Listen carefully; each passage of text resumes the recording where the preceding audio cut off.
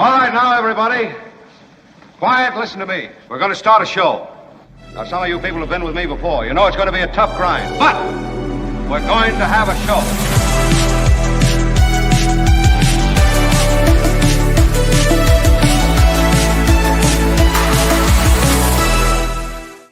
We are on, my friends. Thank you, please, everyone, if you would remain standing for the introduction. It is a momentous day in America, as you are all probably well aware. A major Scotus decision that you could argue is the beginning of breaking America. I think that the analysis we'll give you and the recapitulation of what the court has handed down, the Supreme Court, will reveal the chaos that may be unleashed in the months ahead. It hinges on the executive order related to birthright citizenship, but you can see it extending well beyond that. In fact, the order itself from Scotus has less to do with ruling on the constitutionality of birthright citizenship and more to do with the ability of judges across America to rule an executive order unconstitutional and have it affect and actually enjoin that executive order nationwide. So, look, I know that's a 15-second summary of a momentous decision, but we'll get into it in a big way. Kim is here. Kim, how are you? And so is Albert. And Albert, thank you. We do have fast-breaking news, Albert. Are you in a fast-breaking news way? I mean, you know, you're in the lifeguard chair. Can you hit the water quickly and pull out? Okay, because I'm telling you, the news today is coming at us quickly. You know, I'm counting on you. Because you are the commissioner of sports, I'll kind of put it in a sports way. This is like, you want football or you want basketball analogy? What would you prefer?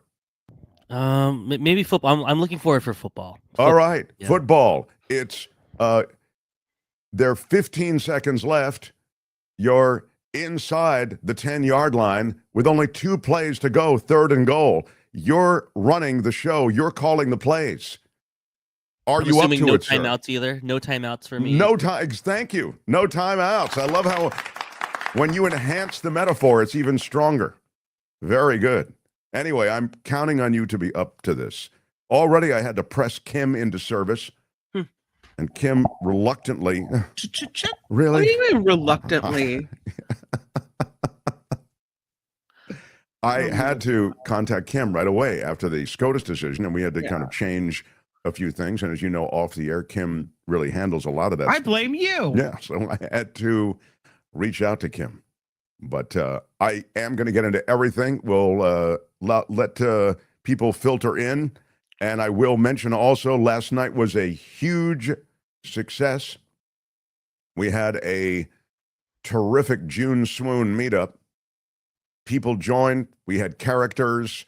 We had luminaries. We had serious talk. We had laughs. I want to thank everybody who joined us. And of course, there was one screw up. One major screw up. Oh, what happened? Well, I thought I made it clear day after day. One of the reasons we send out the links ahead of time is we say, if you didn't get the link, if you didn't get a link, please contact us, right? Yeah. I even said it yesterday. I go through and I've received no word from anyone that they haven't gotten a link. Mm-hmm.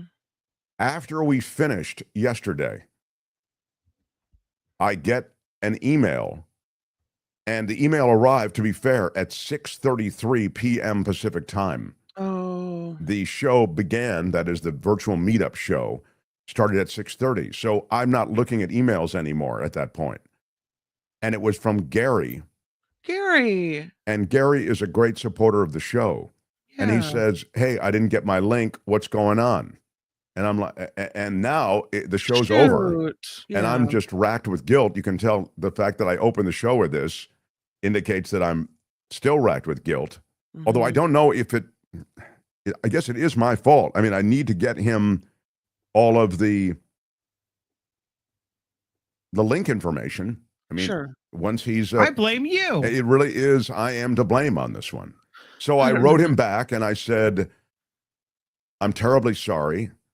I of course, will refund your money, Sure. and you will come to the next meetup as my guest. Yeah.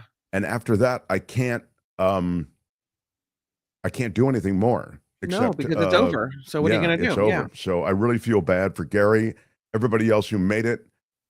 Thank you for supporting the show, and thank you for being part of it. It really was a lot of fun. It was one of those 2 hours that had everything in it. You know, as I say, the repeat visitors, those who have waited a long time for a meetup, and we even had some of our regulars through, like Katz and Rothman and Avila, and Mankiewicz came on board, Josh Mankiewicz.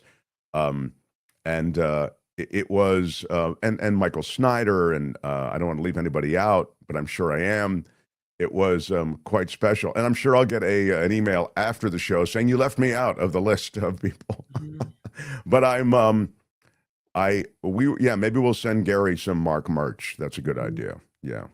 But felt bad about that. Anyway, aside from that, it was perfect. And thanks again to Kim, to Albert, who came on through, and Spencer Christian, who got us kicked off. He was on his way to a dinner, and he kicked off the whole show. It was really pretty fun.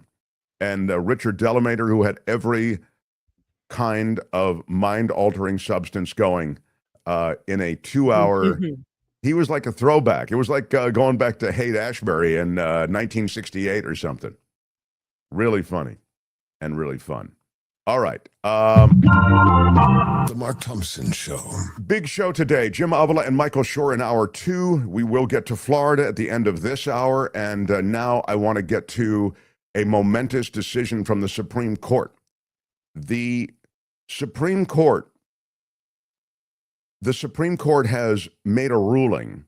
And to be clear, it's not a ruling on the constitutionality of an executive order pertaining to birthright citizenship. That was the thing that set this in motion. But as you're probably aware, it's more speaking to the vexing problem for Donald Trump of having his executive orders enjoined, stopped by judges nationwide.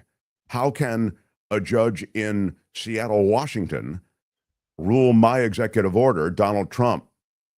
How can that judge rule it unconstitutional and enjoin it in any way? How can this judge, who I don't even know, not a Supreme Court justice, stop anything that I want to do?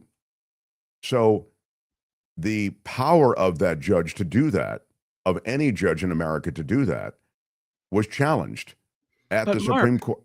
Yeah. Mark, it was the courts, the judges. It seemed like that was the last barrier in the way of complete and total authoritarianism, some would say. Yeah, exactly. And so this really does enable the rise of what Kim is talking about.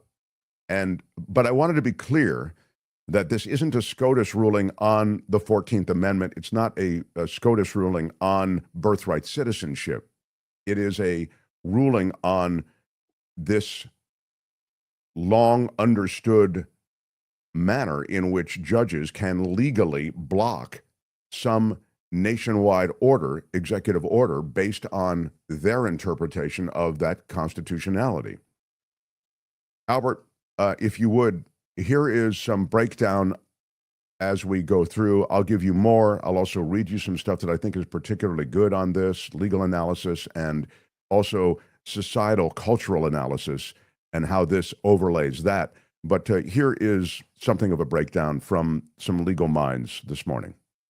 This was only about whether the district judge could enjoin the enforcement of that nationwide. What we'll now see is the actual question of what the 14th Amendment means, whether a president acting alone without Congress, without an amendment to the Constitution, can change our understanding of how we've implemented that for the last 150 years.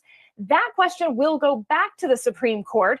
Amy Coney Barrett, in her majority opinion, making clear this decision has nothing to do with the merits of that legal question. The Supreme Court can prevent enforcement of that executive order nationwide. I expect we'll hear more about the merits of that question in the fall. As you read it, the real legal question is on what subject to the jurisdiction thereof means. Is someone who is in the country unlawfully subject to the laws of our country, like a diplomat would not be subject to the laws. At the time of the 14th Amendment, someone who belonged on tribal lands was not subject to our laws. So that's the question that the justices will now have to look at in the fall. Sarah, thank you. I want to go back to Devin Dwyer. Devin, I want to thank you. Yes, I think the key part there again is to underscore what I was just saying, that the judges will rule on the constitutionality of that executive order in the fall. So they've kind of kicked the can down the way. Meantime, there's true confusion as to what's happening. Here's more. As if the court was going to stay these injunctions, how were they going to do it? Were they going to say that each injunction could only apply in the district where it was entered? And Stop two for a cases second. I just here, want to be clear on what she's saying, and maybe you can go back a couple seconds. We can start it from where she was speaking. But when she says stay the injunctions, it's a little wonky, I think. And in other words, if the court was ruling that those injunctions couldn't stand, that those stoppages of the executive order couldn't stand, then she's saying it would proceed in a certain way. So staying the injunction, it's like stopping the stoppage, is what she's really saying. So go ahead. Although I think I made it more confusing. if the court was going to stay these injunctions, how were they going to do it? Were they going to say that each injunction could only apply in the district where it was entered? In two cases here, those districts were actually statewide, the District of New Jersey, the District of Massachusetts. But the other question was, or could you limit it to just the plaintiffs in these particular cases?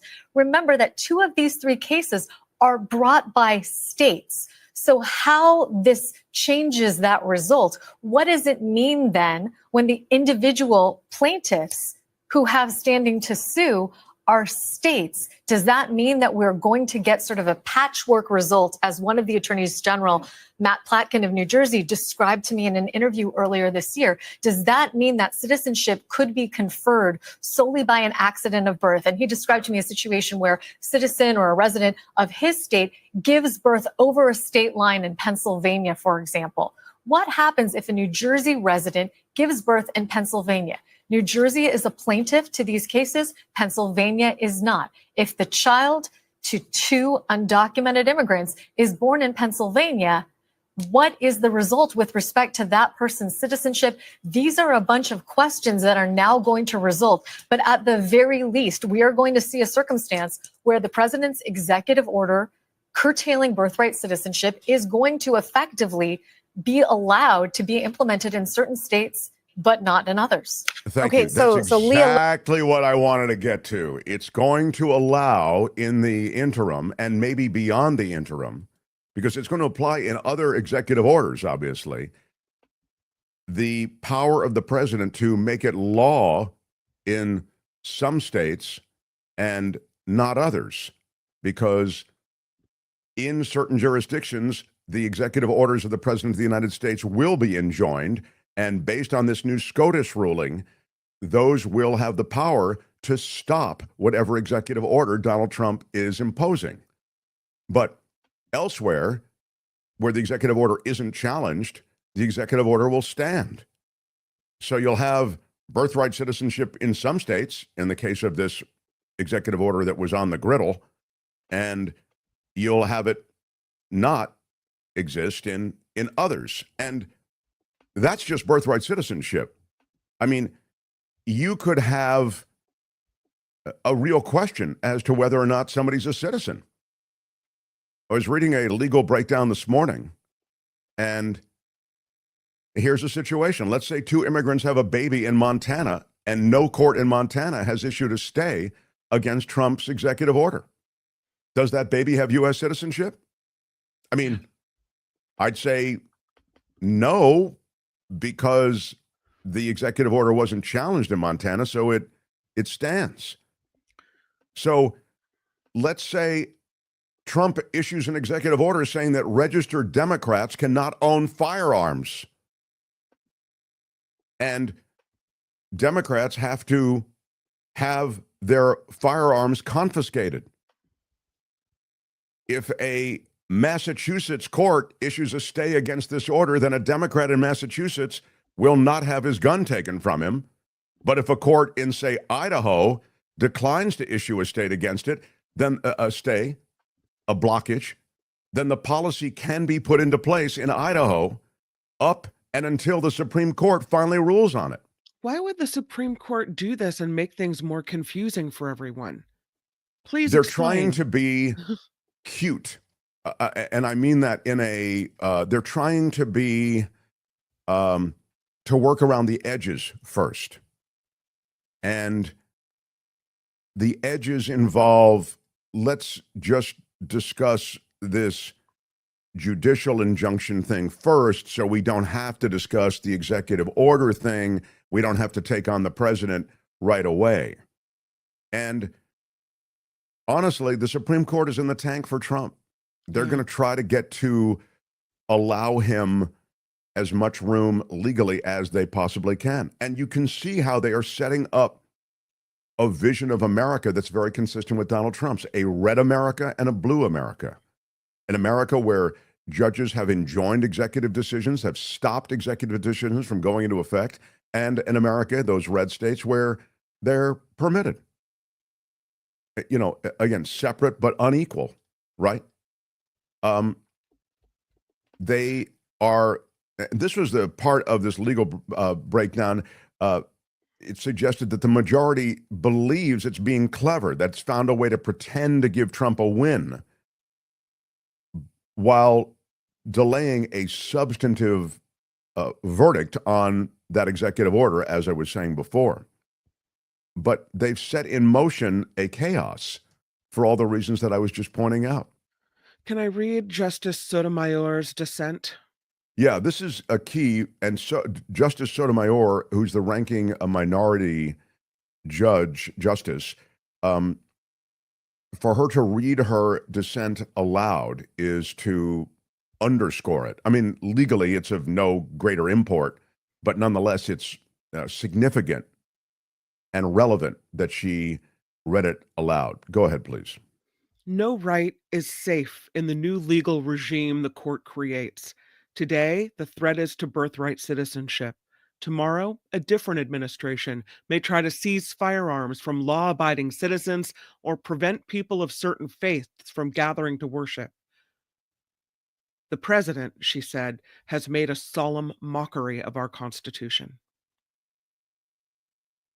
I mean, I think that really does say it.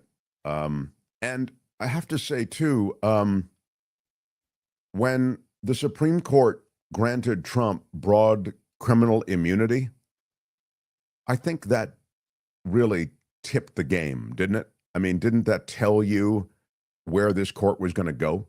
Yeah. And so you're seeing a legit undoing of the Constitution and the constitutional underpinnings of this country. Again, two Americas emerge from this. Yeah. And a chaos is going to emerge from this. Cal Fireman says a row was the start of this. Yeah, maybe that's true too.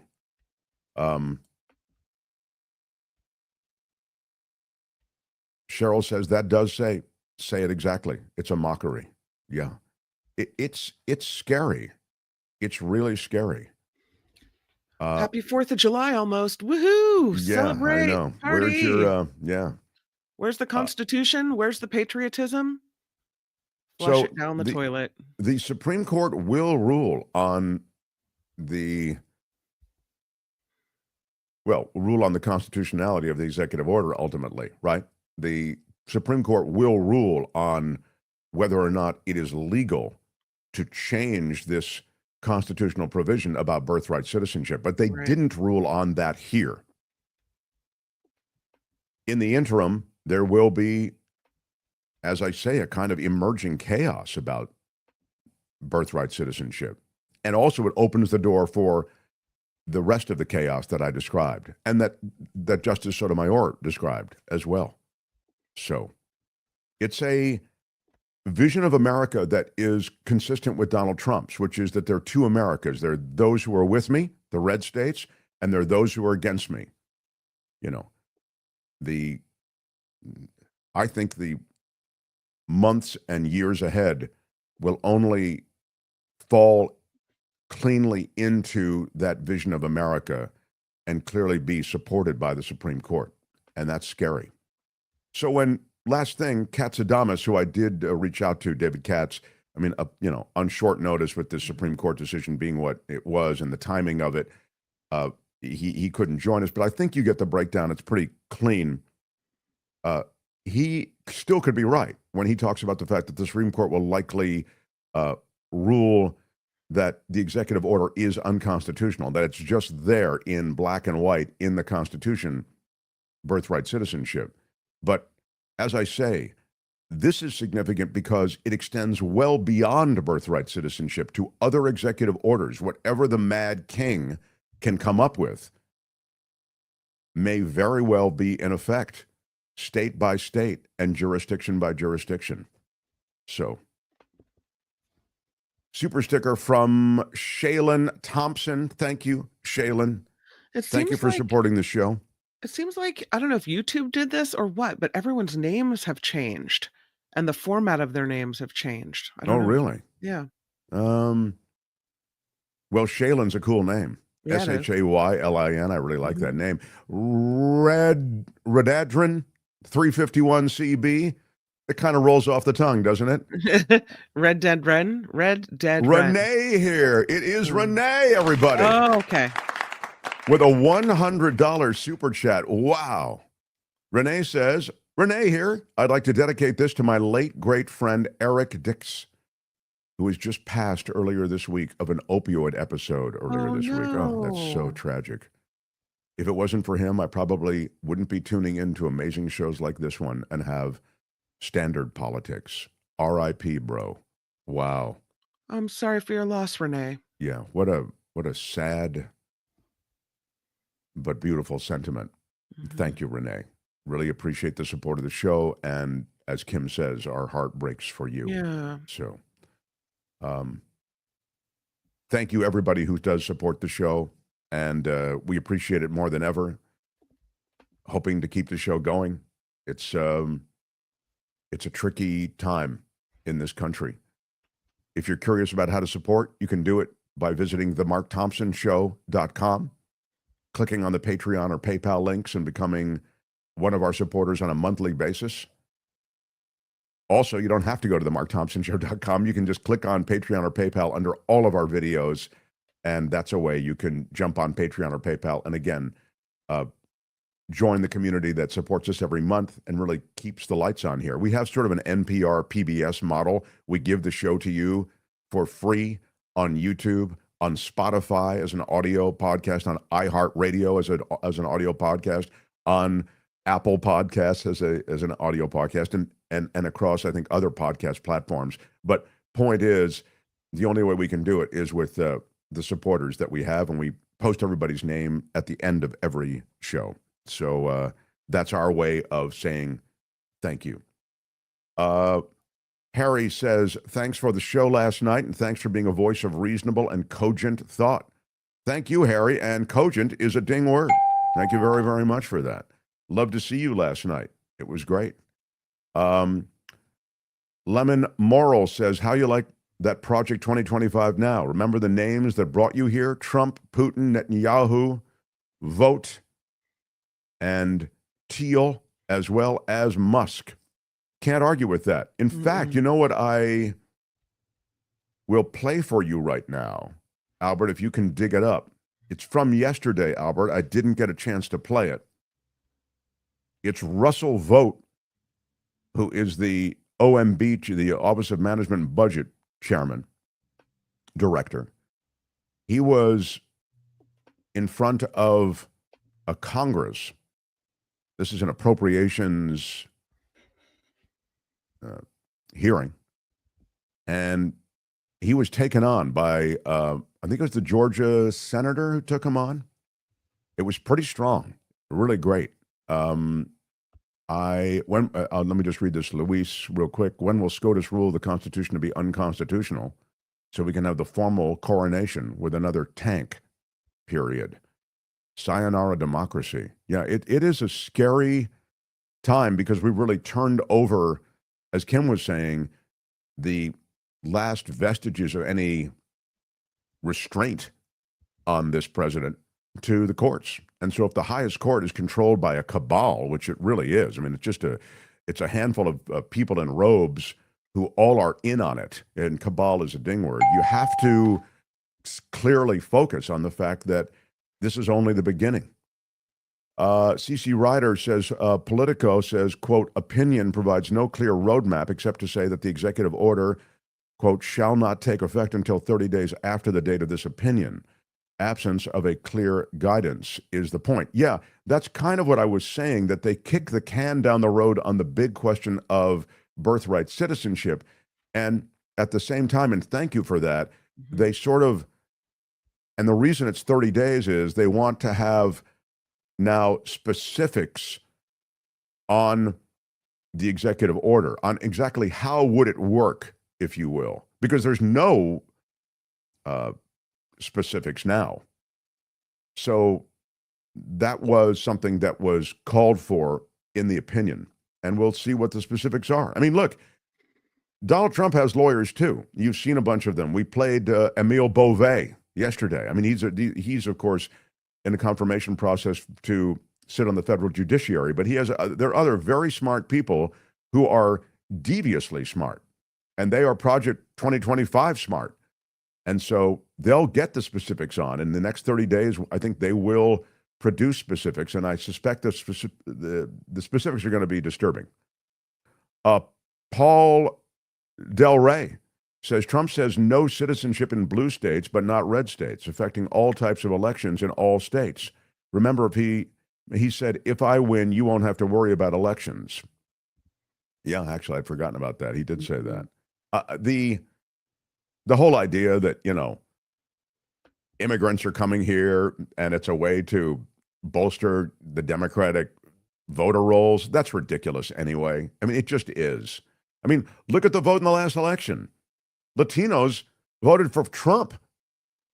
I mean, it's crazy, these kinds of presumptions we made about Black America, about Latino America, about Muslim America. Look at what happened in Michigan. The Muslims, they're angry about Gaza, and they vote as a bloc in Michigan. Really? They're angry about Gaza. They're angry about Biden-Harris policy in Gaza and support for Israel. So they vote for Trump? Are you kidding me? Or they don't show up at all, which is essentially a vote for Trump. You end up with the most ruthless policy on Gaza you can imagine. I mean, it just, you know, Latinos vote for Trump? Well, they worry about the border. I get it. We were all worried about the border. And then what happens? You vote for Trump, and this is what you get?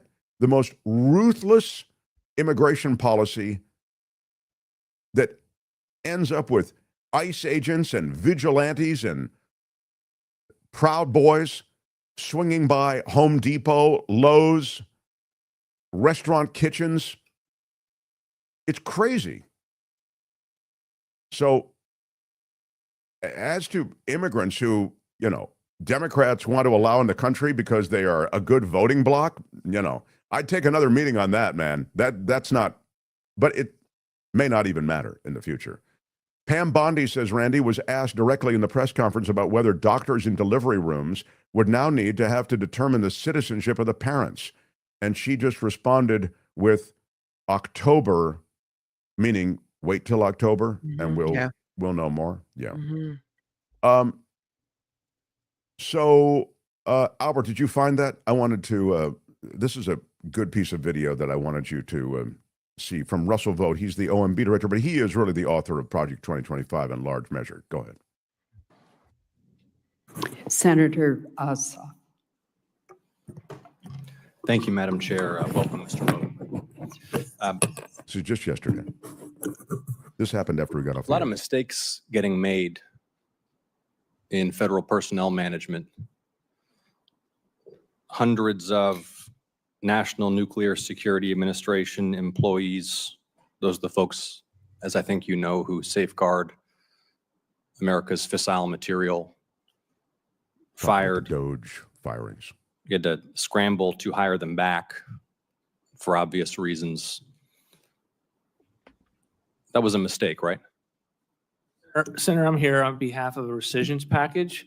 Well, you're here to answer questions that senators want to ask you. It was a mistake to fire hundreds of people responsible for the safety of America's nuclear stockpile, and a mistake that you had to remedy by scrambling to rehire them. It's okay to acknowledge mistakes, Mr. Vogt. I think those questions are better posed to the agency heads that But I'm made posing decisions. it to you, Mr. Vogt.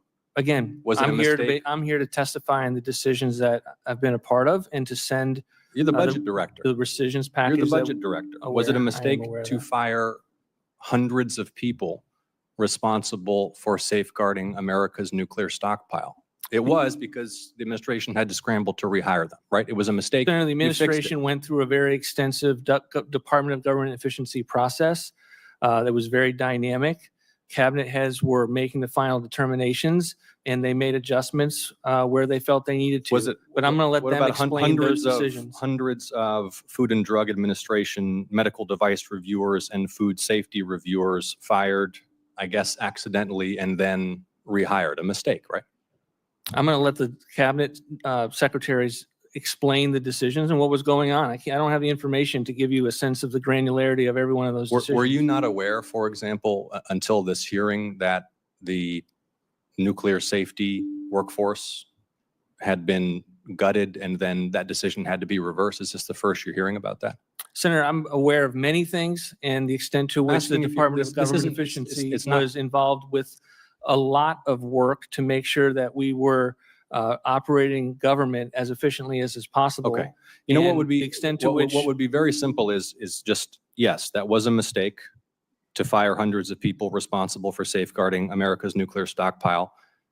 Take credit for fixing the mistake. Hundreds of National Weather Service employees fired, scrambling to rehire them. It's a mistake. I met, Mr. Vogt, a gentleman in Georgia about a month and a half ago whose son is an astrophysicist, recently trained by an elite U.S. university. I mean, these are the folks that we really need serving the American people, who had just been hired by the federal government and was summarily terminated, not on the basis of any individualized determination about his performance, but simply because he was a probationary employee who is now working in Beijing.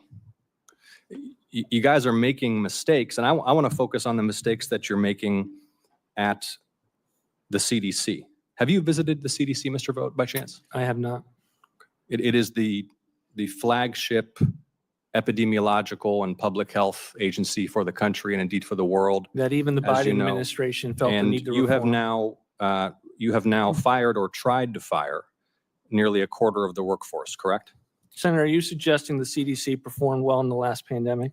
I asked you whether you have fired or tried to fire a quarter of the CDC I workforce. can't answer the question because I Okay, don't well, have you the facts in front of me. That's You the have CDC fired or director's, tried to fire information to give nearly you. a quarter of the CDC workforce, and your budget request for FY26 would cut the CDC budget in more than half, correct? The Center for Disease No, Control was answer the in- question. They were incompetent. Answer the question, Mr. last Vogt. pandemic. Does your The budget Biden- we request certainly cut seek the- to cut by more than half the CDC budget? We certainly seek to cut and reduce By the more than CDC. half the CDC budget. The Listen, extent to Mr. Vogt, which- you need to come to Georgia and visit the Happy to. CDC.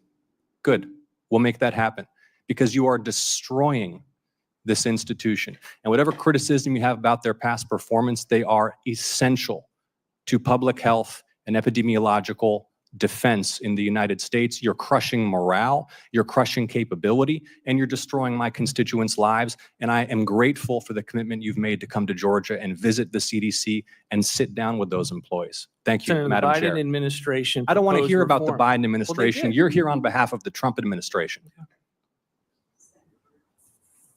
That's John Ossoff, the senator from Georgia, and I really wanted you to hear the whole thing because that is Russell Vogt. That is, in large measure, the author of Project 2025, and he's a smart guy, and that's he's scary smart.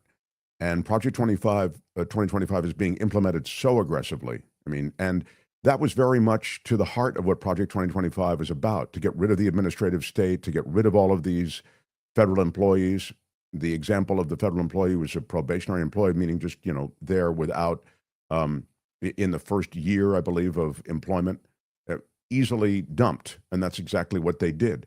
So I wanted you to hear it because that guy, Russell Vogt, is an architect of a lot of what we're seeing in America right now from a governmental standpoint. And so you can see the obstinacy, you can see the cleverness, you can see how evasive he is. These guys are up for the fight, and there are real consequences. And when he talks about, I'm here for the rescission, that means, everybody knows what rescission means. It means, in this case, we're grabbing the money back. We know the money was appropriated. I'm here for the rescission hearing. I'm here for the hearing about us in the administration, new administration, grabbing the money back that has already been authorized by the prior administration. For everything from the State Department to the Corporation for Public Broadcasting or whatever, there's a wide swath of items on that list of rescission. Vaught and Miller are the co-presidents running the country. Yeah, it could be. They certainly have their, thank you, that's from Joy. Hilo Karen says, I used to think Americans were reasonably intelligent. No more.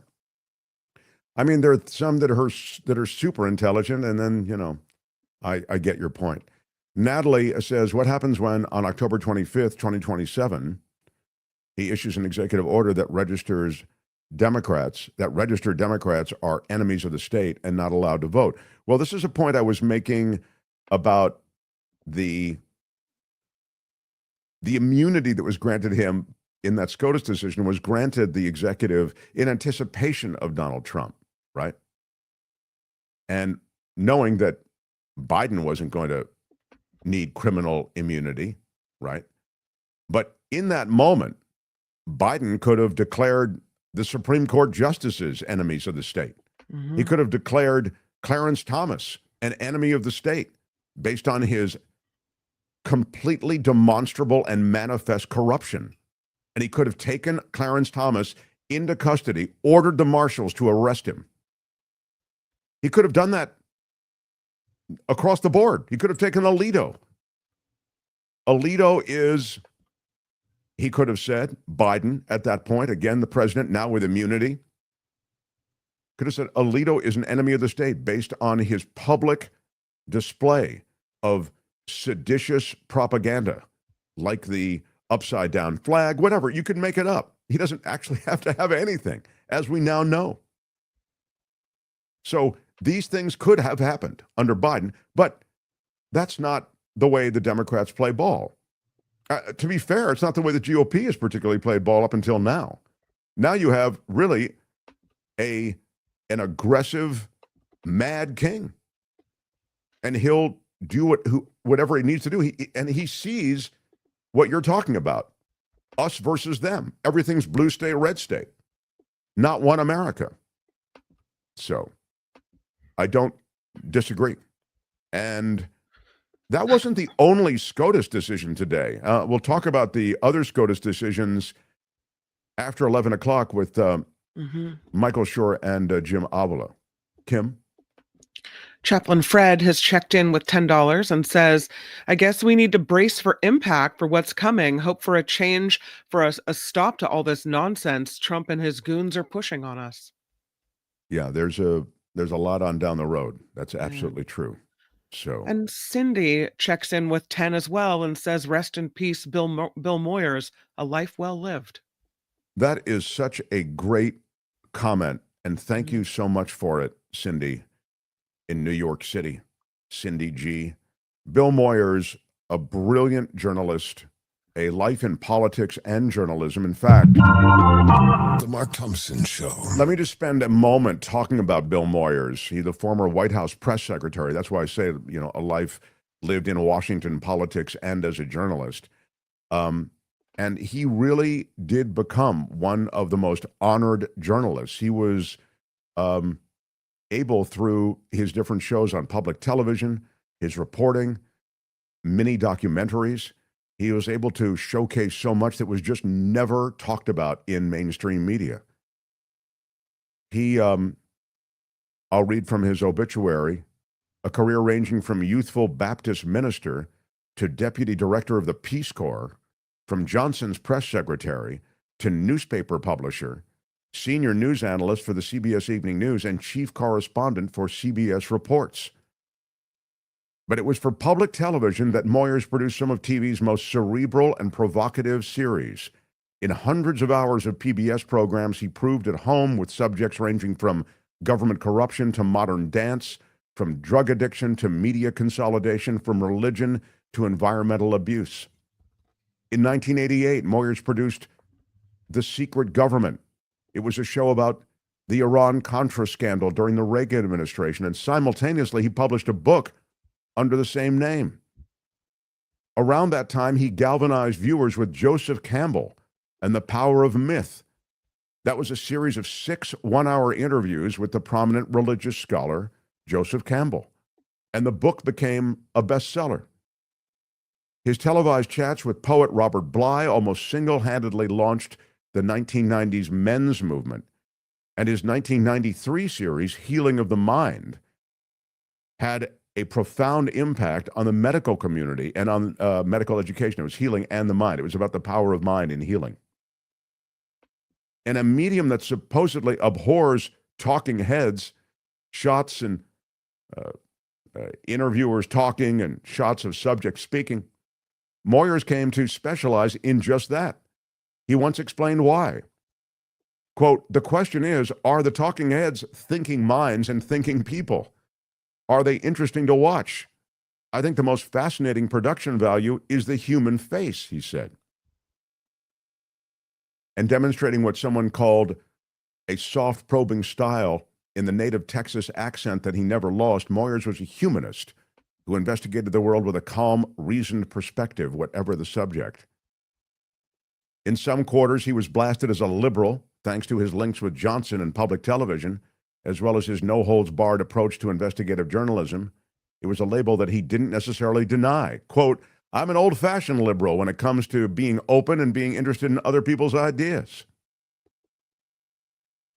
But Moyers preferred to term himself a, quote, "citizen journalist," operating independently outside the establishment.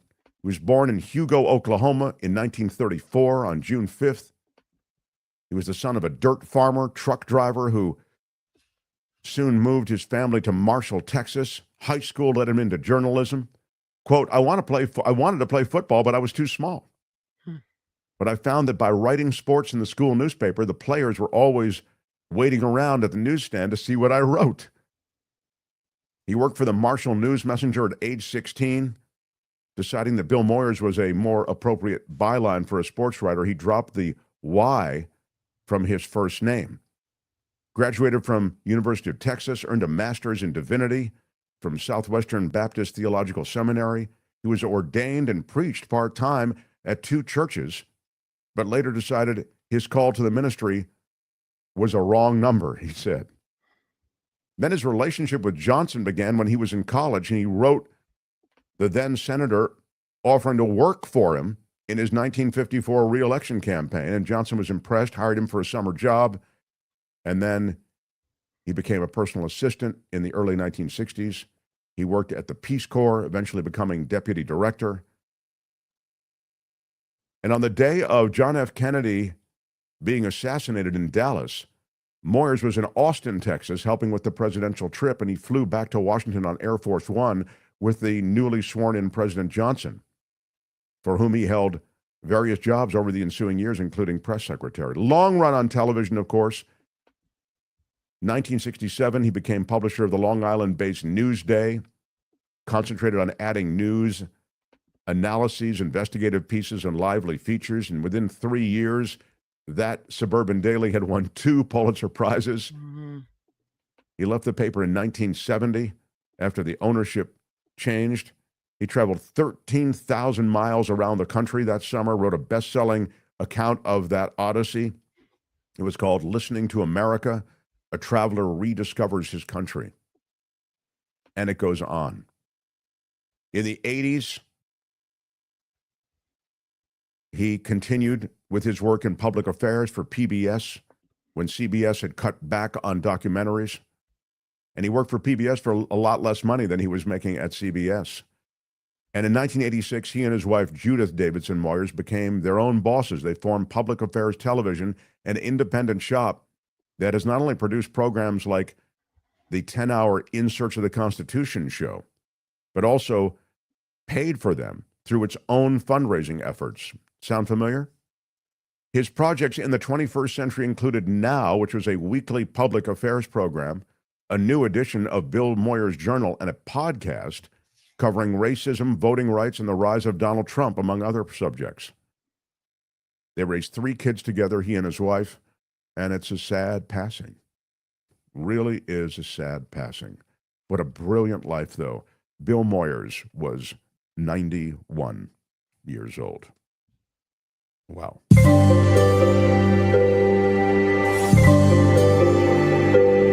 The Mark Thompson Show. We are here for you. We are a live show. We're on Monday through Friday, 2 to 4 in the East. Shout out to my East Coasters. 11 to 1 in the West. And you can find us anytime. Most people watch the show in delay, I think, in some sort of delay.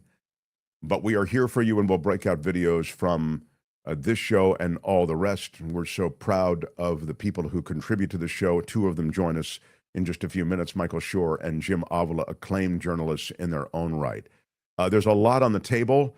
I don't want to leave it on the table. We'll get to it. Iran, Hegseth losing his S on the media. That was fun. Hegseth is mad that the media isn't the amen corner that he wants. And so he excoriates the media, and that's designed for his boss, Donald Trump, to see. But we'll talk more about that. We'll talk about the intel that's coming out of that Iranian bomb hit, preliminary intel, the closed-door intel meeting at the Senate. There was comment from legislators, senators who were part of that. We'll play all of that for you in the second hour, and we'll get to Michael and we'll get Jim to comment on it. We do something here, though, as a palate cleanser on Fridays. We take a step back from the grim news, from the breaking news, and we discuss and touch on events in one of the more eventful forums in America. And when I say forum, I'm talking about the state of Florida. It serves up controversy. It serves up craziness. It serves up madness like a short order chef. This is Friday Fabulous Florida. It's time for Friday Fabulous Florida. There is a gigantic alligator in my kitchen. A look at the weirdest stories from our weirdest state. Gators are big in Florida this time of year. And gators are a big part of Friday Fabulous Florida today. They prevented on the gators. Yeah, you got to watch them gators, man. And the gators, in this case, prevented crews from saving a man after his truck plunged into a canal. They wouldn't go in? 2 large gators were nearby, Kim. Would you have gone in? I would not. Well, I don't know. I mean, is this guy drowning in his truck? Can you do it safely? I mean, well, can they? I mean, wait, hey, whoa. I mean, check with the questions here. I mean, Kim, how are you? I just, what if he were drowning in his truck? Would that get you to jump into the water with gators, Kim? I mean, you're a veteran of rescuing people from the water. You rescued your son in a life I might death throw situation. a life vest in. It depends on who it was. You might throw a life I don't know. vest in. If it was my kid, I might brave the gator infested water. Oh, well, that's interesting. Well, 2 gators in the water around this fire rescue effort prevented divers from going in. It was a 19-year-old man who was driving a truck and ended up plunging into a canal. And Freddy Chavez Sanchez is waiting for people to rescue him. Police and fire rescue units were dispatched in the area. It was just after 7 a.m. And rescue swimmers saw one person inside the truck, but because of environmental hazards, including the gators, they had to get out of the water. A dive team was called to the scene, and evidence showed that the truck was speeding as it headed west on Rustic Road. That's how this guy ended up in the drink. Well, that's it. I'm not jumping in if he was because he speeding, was and wrong? Right. What can you tell us about the scene? And the Brought Kim's this not upon going in to himself. rescue him, Larry, No. because he was driving too fast. What can you tell us about the scene? Yeah. Tom After the says two- it's mating after the- season, and they're hungry. Yeah, after the two gators were removed from the canal by the Florida Fish and Wildlife Conservation Commission, then the divers went in and they assessed the truck and determined that Sanchez had passed away, having been trapped inside. So, Kim, Mm-hmm. in the end, you wouldn't have been any help. No. But they did do something that was kind of inventive, which is they trapped the alligators, they got rid of the alligators, and then they Sure. went in to rescue the guy. Right. I will just Subdued the mention. threat. Sorry? They subdued the threat. They subdued the threat. That's so much better said. Thank you. I did want to mention, Albert, that one of these stories won't open for me. I should have mentioned this to you before. Yeah, the one that won't is I have the mud covered guy, but the third story will not open for me. So maybe you can get it to me in a different way. But anyway, I'll tell you about the naked mud covered guy. Yes, please. Yes, yeah. A lot of love for him. A nude mud covered man. It sounds pretty hot so far. He was arrested after supposedly vandalizing a work van and trespassing on private property. According to the Volusia County Sheriff's Office, 31-year-old Shad Khan told deputies that he'd been following the sun under guidance from a higher power. Wow. I love that. I haven't really gotten a lot of guidance from a higher power. I wonder what type of drugs are involved in this. No, I would say that, why is it always Shout out. drugs? I mean, couldn't the Lord have been... This is a word from the Lord, and he's not happy. All right. I mean, I'm just saying, he could have heard from the Lord. Lord talks to a lot of people, a lot more people, honestly, than I thought the Lord would have time. The Lord's got to handle a whole stinking universe. I mean, the earth is just like one little nothing. And still, he's constantly on the line to people like this guy. Anyway, this 31-year-old, he was allegedly vandalizing a work van and trespassing on private property in Osteen. And he was following the sun under instruction from that higher power. And if you look at him, I have to say, you can make fun. He does seem like the guy who might be in touch with the higher power. Deputies found the home's patio door open with water running from a hose and furniture rearranged. He had knocked on the door of the home, and it wasn't clear why he had removed his clothing. He was nude, just to remind you, Kim. The clothes were later found scattered across the property. Maybe the Lord told him, take off all of those earthly possessions, He was arrested and charged with burglary of an unoccupied conveyance. Also trespassing and indecent exposure. He was taken to the hospital for evaluation. Oh. And apparently charges will be pressed. He'll have to put clothes on for that court case. And finally, the Florida man who drove through a restaurant to charge his EV. What? Well, there's not a plug out here, but there is one in there. You're right. I'll just drive through the restaurant. Ooh, it's a wild idea, but it just might work. Yeah. He drove through the restaurant to charge his electric vehicle, and he's accused of doing that because, see, that's not legal when you drive through a restaurant. Oh, we have video. This is beautiful. It's a popular Palm Beach restaurant, apparently. Why is he laying in the middle of the parking lot? Well, I think he, when you got to lie down, you got to lie down, Kim. You know, I'd be willing to bet my lunch. that there's alcohol involved. Yes, sir. I'd be willing to bet my lunch that there's alcohol involved. He's accused of driving his electric car through the popular Palm Beach County restaurant to charge up his car at the bar. It's weird that anyway, that's his car that he's lying behind. According to the Martin County Sheriff's Office spokesperson, Evan Scott Boble, 23 years old, drove his vehicle through the popular Harry and the Natives restaurant in Hobe Sound. It was the middle of the night, moving tables aside to get to a charger.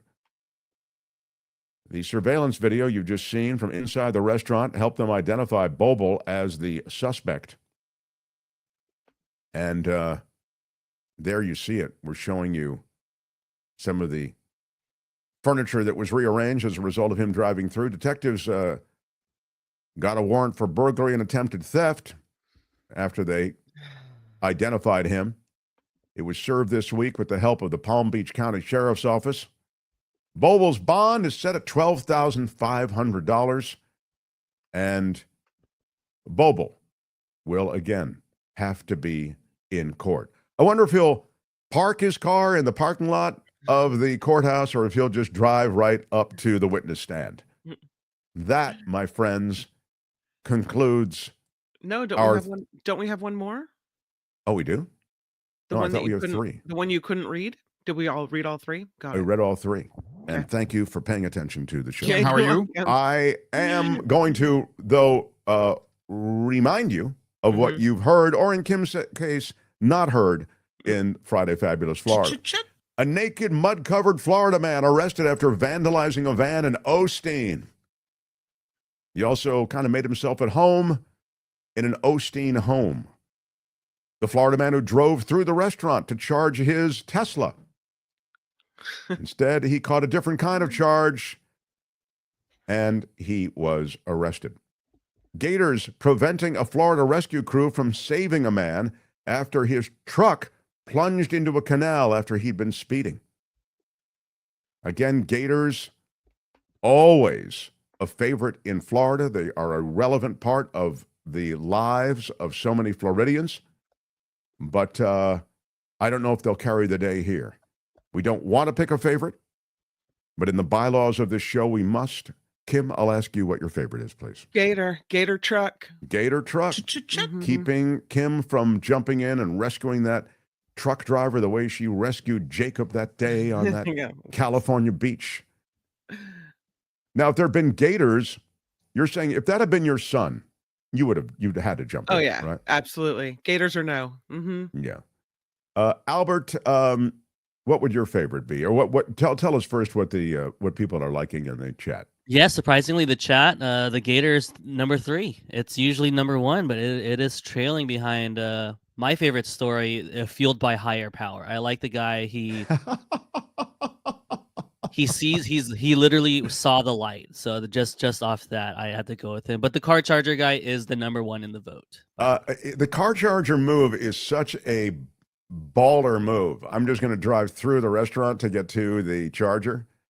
Pretty great. But the naked, mud-covered Florida man who vandalizes his work van and then claims he was following the sun and a higher power, that's pretty strong. This is a photo finish, Albert. I'm going to go for the driver as well, who drove through the restaurant. There's just a quality of, devil may care. So, mad respect. You got to do what you got to do at that. You got to do what you got to do. Exactly. Reno says it. Tough choices today. That is Friday Fabulous Florida. This has been Friday Fabulous Florida. There is a gigantic alligator in my kitchen. Y'all come back now here. Oh, yeah. Kim just loves her chit. I don't know. The Mark Thompson Show. I love everybody for being here on a Friday. What a day. We recap the Scotus decision. We'll touch on it again with Jim Avila and Michael Shure in just minutes.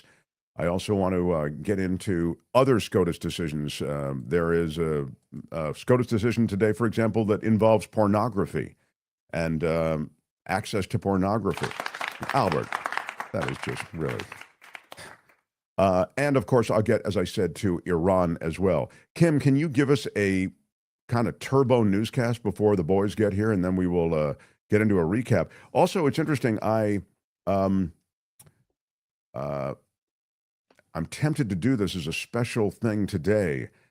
David Katz is saying he can come on at 12:30, which is Pacific time. That is about, it's going to bump up right against us in about 25 minutes.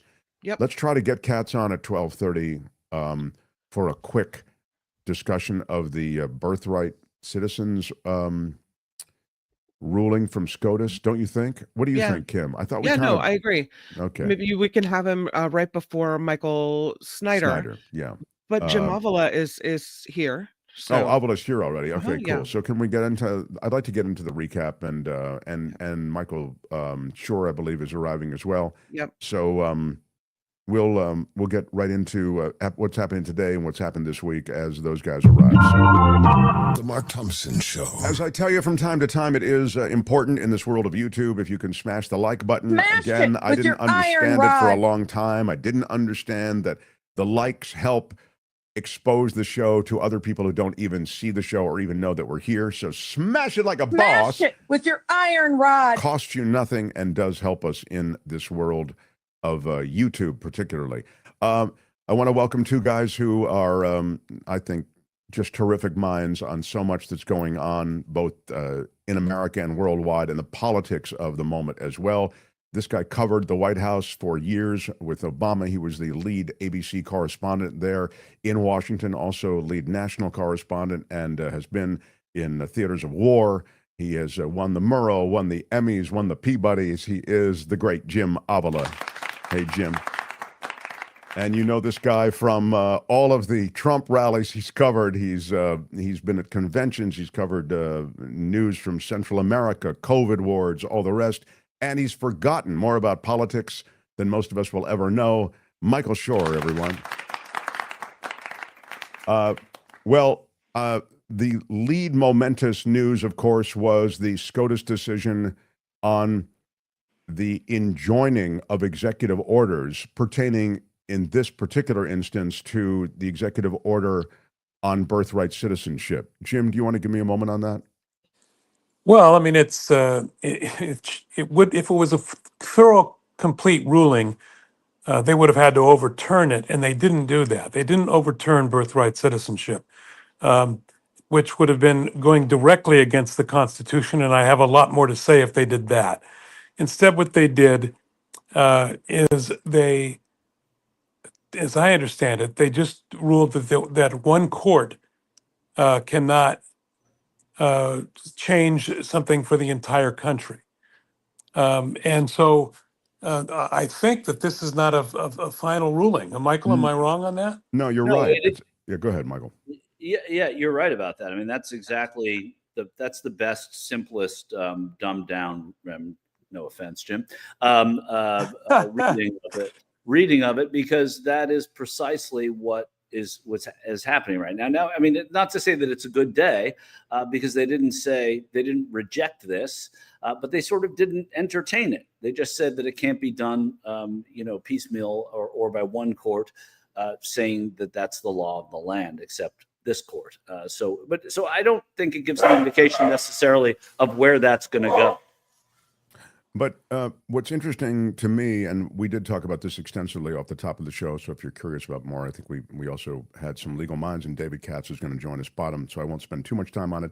But it is the case that there is a setup now for two Americas.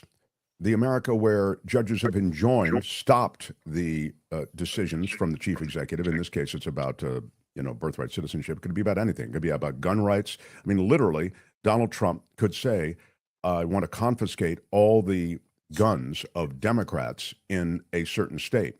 And he might be able to actually do it in a state where there were no judges to enjoin that.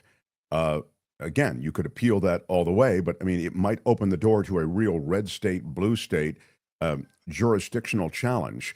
And so to that extent, it's wildly dangerous, and it really does shift the playing field. As I say, it really sets up the kind of vision of America that Trump already has, which is us versus them, you know?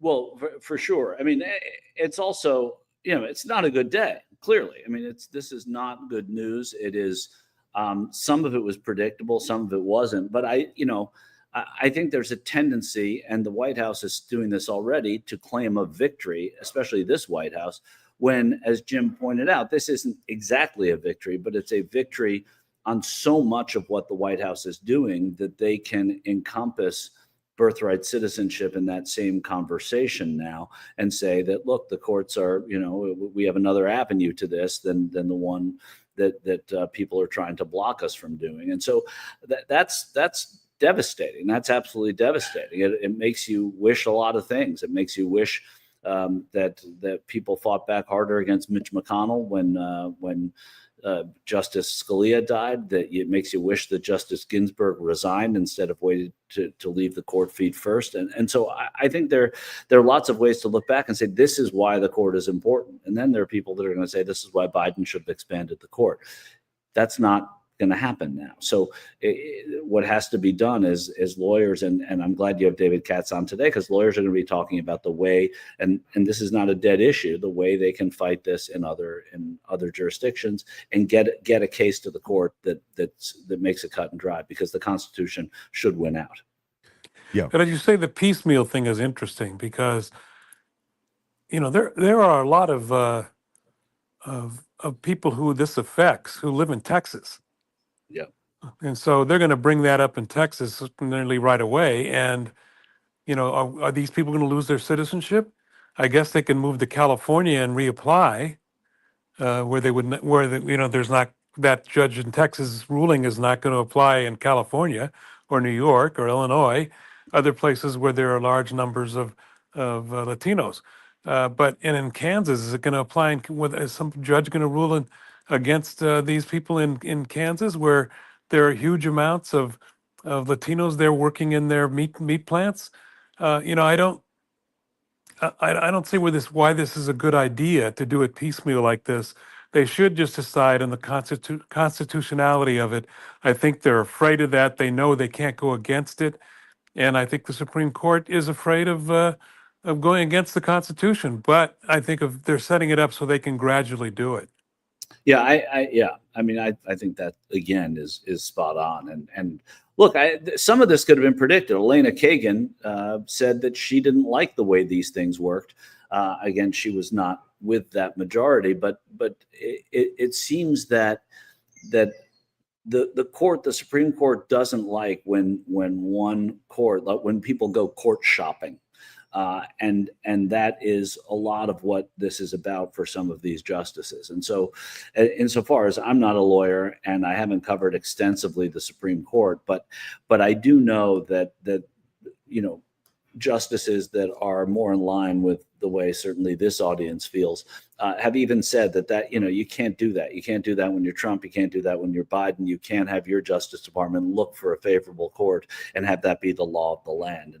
And Michael, be careful what you ask for if you're MAGA, because they're the ones who do a lot of court shopping. They go right to Texas for sure, all the time. So this is going to hurt them too. I mean, it's really going to hurt people who are living as a political minority in states coast to coast. So you won't enjoy the same rights potentially in the states in which you live if you're a political minority. You're going to have liberties taken away from you in states in which you are a political minority. That's really what we're talking about here. That's what Jim is saying when he's saying, hey, well, if you're in Texas, you may have to move to California, whatever it is. That's precisely what the problem is going to be. And it just got handed down by the Supreme Court. It's true. I want to move on to, again, I think it's the beginning of a 5-alarm fire, if you will. So we'll talk more about it with David Katz, who's the brilliant. It's a massive fire. There's no question it's a massive fire, but massive can be put out too. So okay, I mean, maybe. I mean, they can't. They don't always get put out, but they can be put out. It's really hard, Mark. In this case, this is a pretty much of a clear case that says It's in the Constitution. You know, No, what are you I'm going to? not. Yeah, I'm not. They Not didn't you, take on the but- executive order. They kicked that can down the way, right? Right. But this decision, this gave Donald Trump a win of sorts. The way in which he complains about all these district judges blocking his executive orders, he will not have to worry about that anymore. Now, it takes 30 days for them to put some meat on the bones of this particular executive order, right? The specifics have to come together. But in 30 days, we'll know what he wants. And more to the point, what I was saying before and what you were saying, Jim, is that, depending on where you are, on where you live, you'll have a different set of rights than those who live somewhere else. Yeah, you're right. Yeah. I want to move on to the Hegseth-Iran show.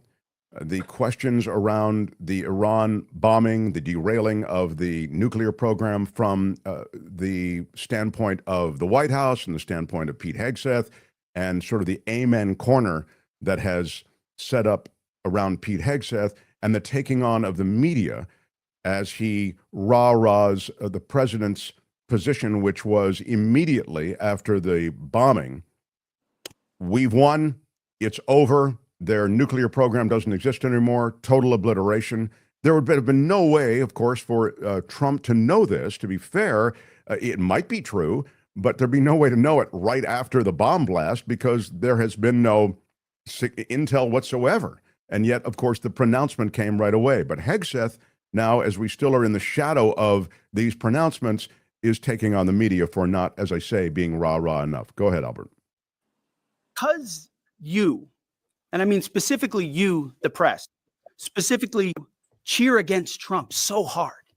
It's like in your DNA and in your blood to cheer against Trump because you want him not to be successful so bad.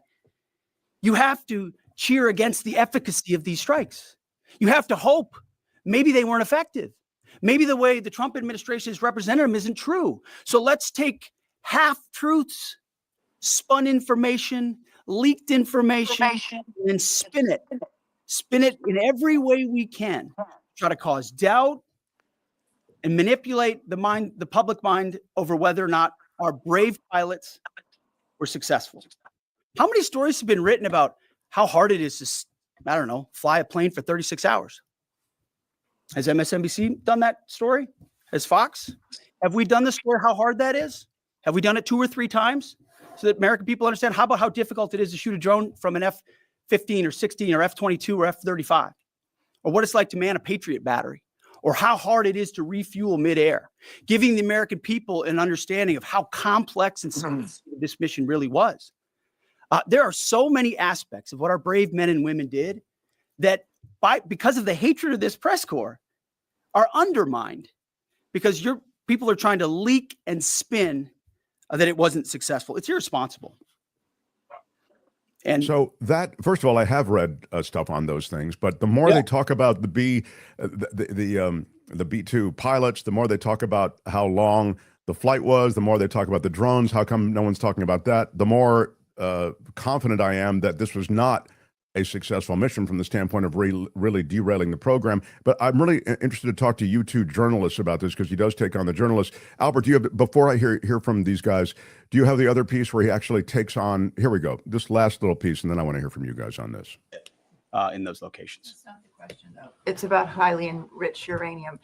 Do you have certainty that all the highly enriched uranium was inside the Fordo Mountain, or some of it, because there were satellite photos that showed more than a dozen trucks there 2 days in advance?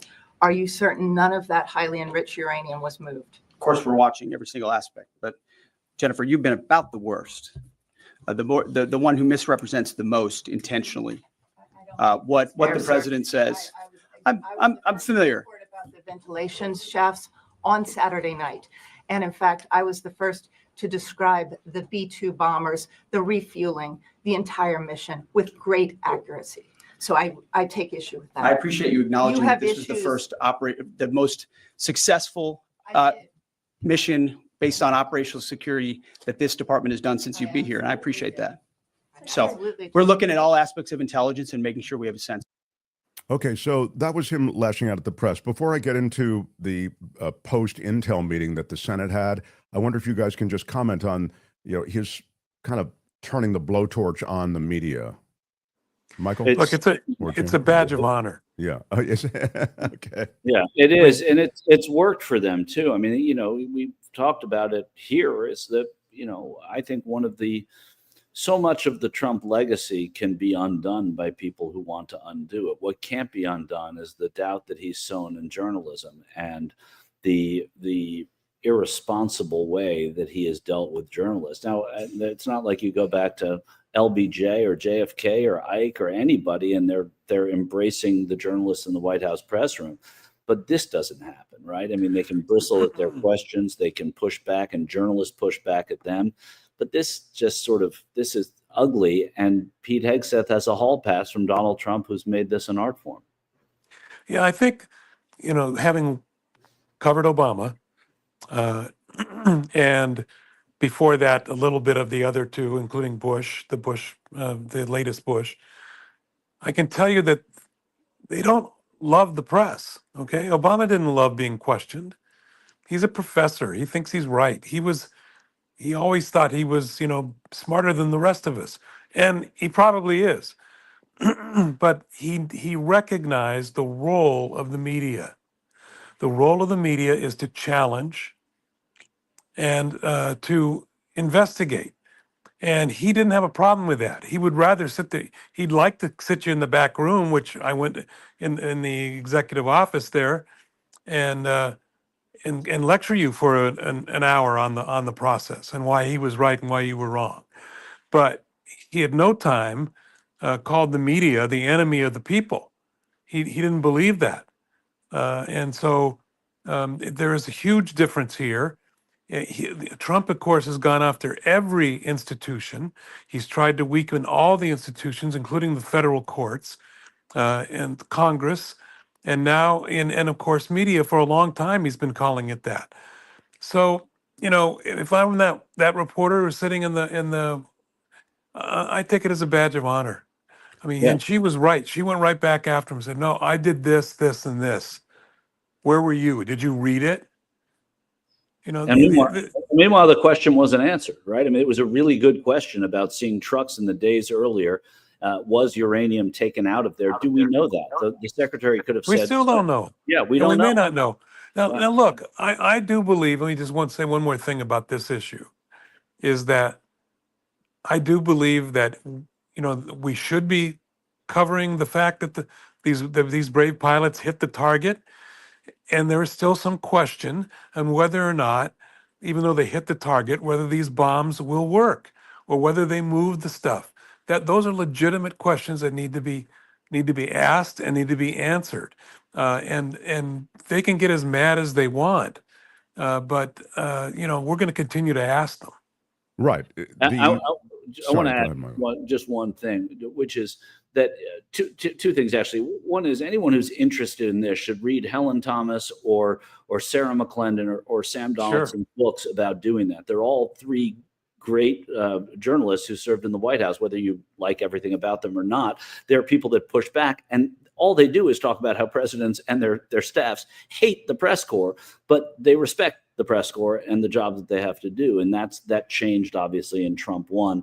And the Biden administration was a little different because the president didn't speak and engage with the press very much. And now you're seeing it again. Trump 1 is like Trump 2 is like Trump 1 redux. And the other thing is that what Jim is saying is that you wear it as a badge of honor because you're asking the questions. And I will say that some of the best journalism I've read about this attack in Iran was about the B-2 bombers going from Missouri to Baghdad or whatever it was. So it's been compelling journalism.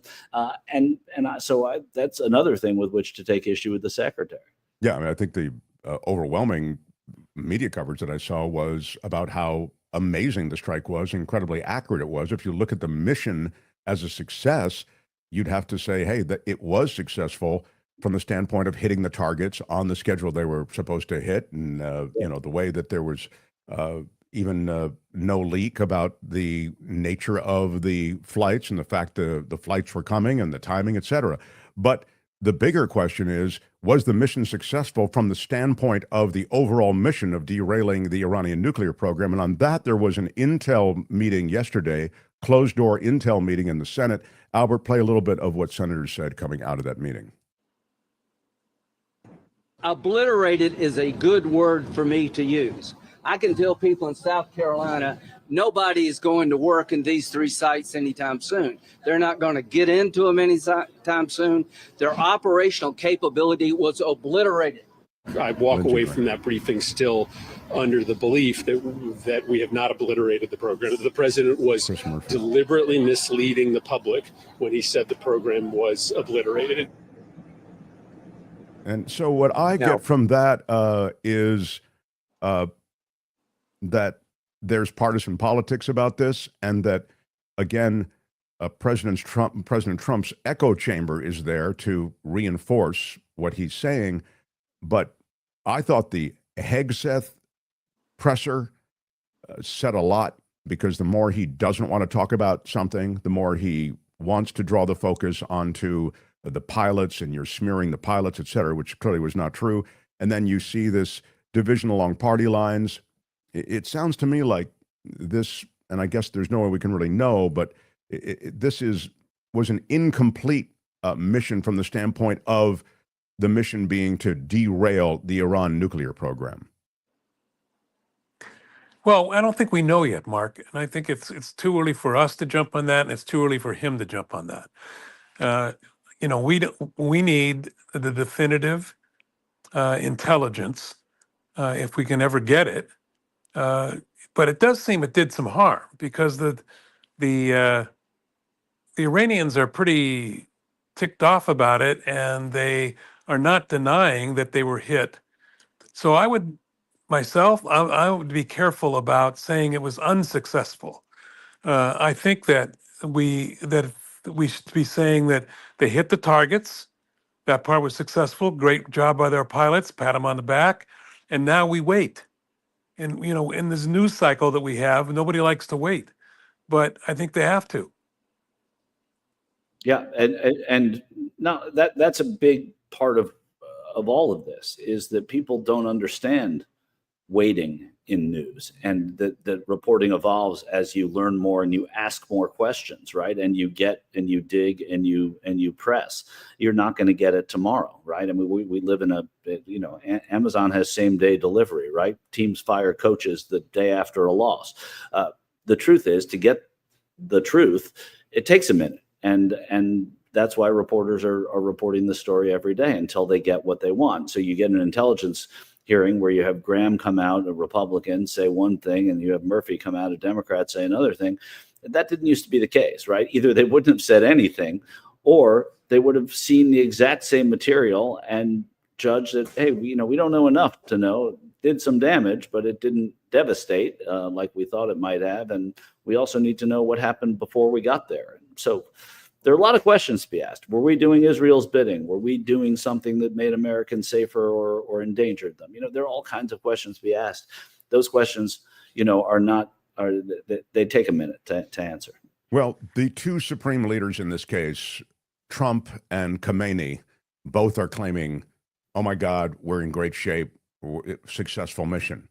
The supreme leader of Iran, this Ayatollah Ali Khamenei, broke his silence yesterday, claimed in a televised speech that his country had secured a victory over Israel and delivered a, quote, slap in the face to Washington. He also said, no more International Atomic Energy Agency cooperation. We're out of that game. So assessment of damage on this, which I think responsibly, as you guys both have said, needs to be done, that's going to be a lot harder, because the assessors aren't allowed access anymore. The real sin was, the original sin, in my judgment, I think you'd agree, was tearing up the Obama-era agreement with the Iranians that would have allowed, it wasn't perfect, but it would have allowed a lot of inspection, and it even demanded the removal of fissile material from Iran. So you really had what was a clear diminishing of their capabilities when it came to building a nuclear weapon. Michael? Yeah, I was at the White House. I was covering the day they signed the JCPOA, and that was when Clinton was going to be running for president. People thought this would be a great thing for her. And I would say that even on that day, they were saying, look, this is imperfect, but it's better. And the Trump people came in right away, tore it up. Ted Cruz, I remember standing in Iowa with him. He opened his speech at a little place in Iowa with 45 people and said, the first thing that President Cruz will do on day one, the very first thing I'm going to do is tear up the Iran nuclear deal. So they politicize something that's supposed to make Americans safer. They let the perfect get in the way of the good, and they politicize it in that way. And yeah, I would imagine it was a huge step backward when they did that. And now you have a country, even though a theocracy, that has had agreed, at least in principle, to have the IAEA come in and inspect what they were doing. Now they're saying we're not going to do that at all. And they have the right to say we're not going to do that at all, because that then puts any kind of peace conversation and ceasefire and drawdown and reduction on the back burner. And just to follow up on that quickly, the idea somehow the Americans did tear up the agreement. And again, it was completely political. I mean, he was talking about how this is the worst deal ever. Trump was saying that Well, on the they stump. said that they were getting their money back. And it was actually their money, and that they With money claimed that we being were held, paying them. yeah. And they actually, what they did is it was their money in our banks, and we let them take it out again.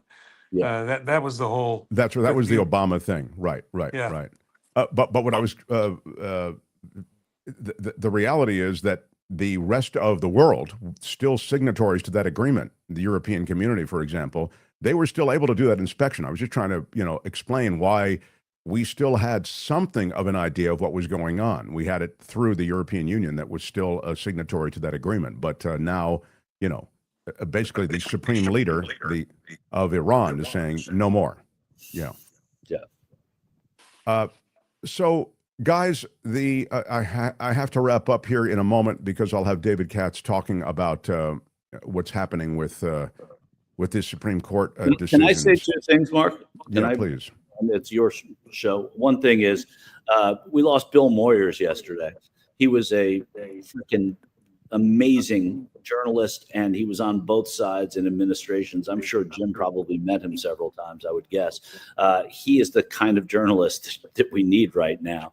And he would be so proud of these journalists who are asking questions of secretaries of defense and state and presidents and their spokespeople. So important to remember Bill Moyers. And secondly, the president of the University of Virginia, and this is a point of personal privilege because I went there, was basically forced to resign because the Glenn Youngkin, Republican governor of Virginia, stacked the board at UVA and ended DEI there. The Trump administration said that Jim Ryan, the president of UVA, wasn't doing enough about DEI and forced him basically to resign. A very good president, a very good guy, a person who has been very progressive on issues of DEI at a school that is steeped in a lot of ugly tradition, was forced to resign. He's going to be out in August, and as a former UVA student, as an alum, just so sad, even if I didn't go there because of what this represents and what this means, but doubly so because of Virginia. Well, this is an attack on the academic institutions. We've talked about it. This administration has gone aggressively after the academic institutions, suing them, defunding them, and also after the media, suing them, defunding them, meaning public television. And they've gone after the law, suing lawyers and judges and beyond, and public officials. This is I think all of the earmarks and all of the milestones of a rising autocracy, and maybe not even rising, and maybe risen. But go ahead, Jim. No, I agree with both of you on this issue. I think that the Trump strategy has been to and that's what he does. He learned that from his former lawyer in New York, Cohen. Is to be on the attack. Don't ever give any ground. And that's what he's doing with the media. That's what he's done from the beginning with the media. And I think that we ought to keep resisting. Everybody should fight. The lawyers should fight. They shouldn't give in. The media companies should fight. They shouldn't give in. Even both of those have. Both the legal community and the media community have given in. And it's a real shame. I've lost a lot of respect for ABC. to go have a meeting with this guy and give him millions of dollars. That makes no sense. And I don't know what kind of meetings they had inside ABC after that, but I would hope that somebody came in and said, well, we're just trying to get him out of our hair, and we do respect what you do. But that's not, when they did that, that's not the message they were sending. And we need to resist every time. Yeah, it is certainly true that trying to mollify him in some way is just not the right strategy. Capitulation is not the right strategy, as we've seen. Guys, thank you. Look forward to our conversations. I want to thank you both for joining the June Swoon event last night. That was fun. That was before the Supreme Court handed down all their decisions. We were just enjoying. It was right. We're still enjoying life. Yeah. Is there a July 4th show, Mark? I'll take a little administration on the air here. We're not doing a July 4th show. Is that what you asked? No. Yeah. No July 4th show. Yeah. Well, everybody have a good week and holiday, and see you in a couple of weeks. Yeah. Definitely see you in a couple of weeks. So long, boys. Okay. So long. Good stuff. The Mark Thompson Show. Thank you, Jim and Michael, says Jane O. Indeed.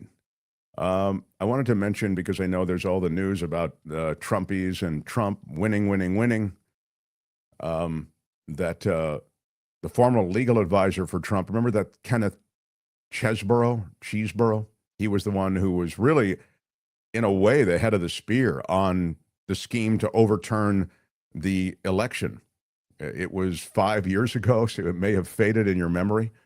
But a state appeals court in New York said that Chesebro's criminal conduct, namely conspiring to commit filing false documents in connection with efforts to negate Trump's 2020 defeat in Georgia to Joe Biden, quote, undercuts the very notion of our constitutional democracy that he, quote, as an attorney, swore an oath to uphold. He was first admitted to practice law in New York in 2007. His disbarment, that's right, disbarment is effective immediately. Good day, sir. Exactly.